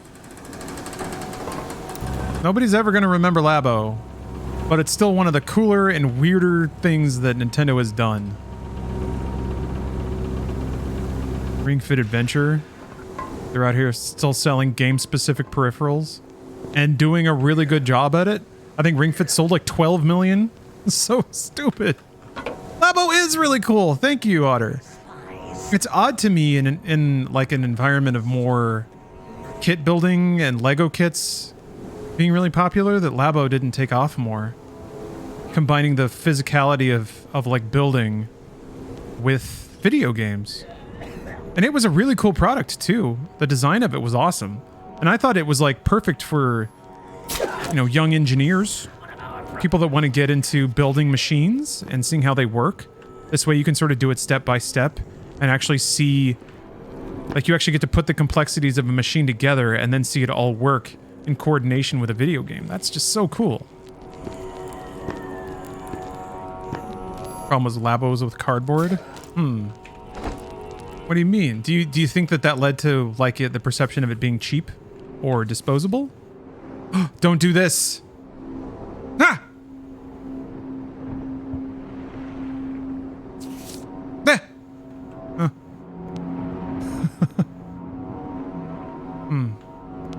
Maybe that's more for them and not for me. Oh, the perception of cheapness? Yeah, I guess when you buy a Lego kit, since it's plastic, you tell yourself that you could put it on the shelf and look at it forever. I think that's still true of cardboard, but yeah.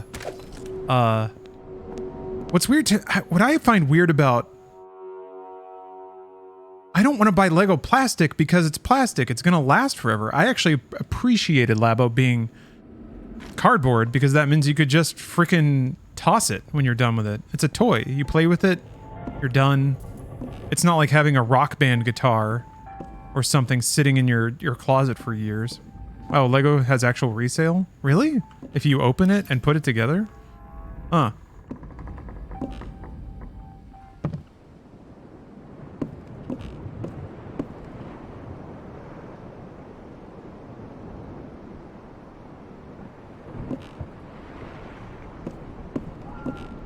They sold it as patterns you use to cut your own cardboard. It might have worked better. Huh. Huh. Yeah, no, I guess I get it. In terms of just like thinking about the product in terms of its value and its lasting power, that kind of makes sense. I don't know. Just for my tendencies, I think cardboard is actually the better pick. But I kind of get why not everybody would be on that wavelength.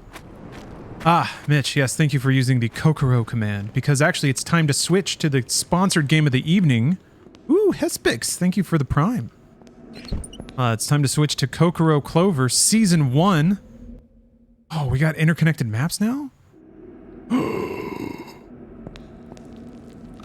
Yes, Kokoro Clover Season 1, coming right up. I'm going to take a quick snack break, though. Oh. Yeah, okay. This connects to the well. Cool. Found the other side of the door. It's just like Dark Souls. That goes up the well. Is there a... I can't... Yes, there is a... Yes.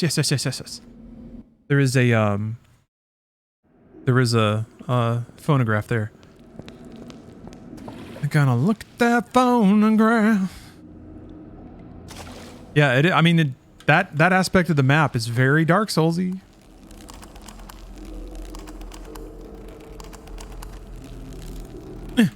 Oh, fell. Ooh. Quick, what is the best Souls game? Oof, Sekiro? No, Elden Ring. It's got to be Elden Ring, right? I'll accept philosophical differences in preferring Sekiro to Elden Ring, but it's got to be one of those two. Bloodborne for aesthetic, potentially. I feel like Sekiro mechanically is better than Bloodborne. Also for the sheer fact that you can play it on PC and it runs at higher than 30 FPS. I don't know, but if Bloodborne were on PC, oh baby, we'll have to see. Okay, Gloomwood. Can't wait to play more of this game. It rocks. Check it out. Early access on Steam. But you should especially check out this stream sponsor, Kokoro Clover, which I'll be right back with. So, see you guys soon.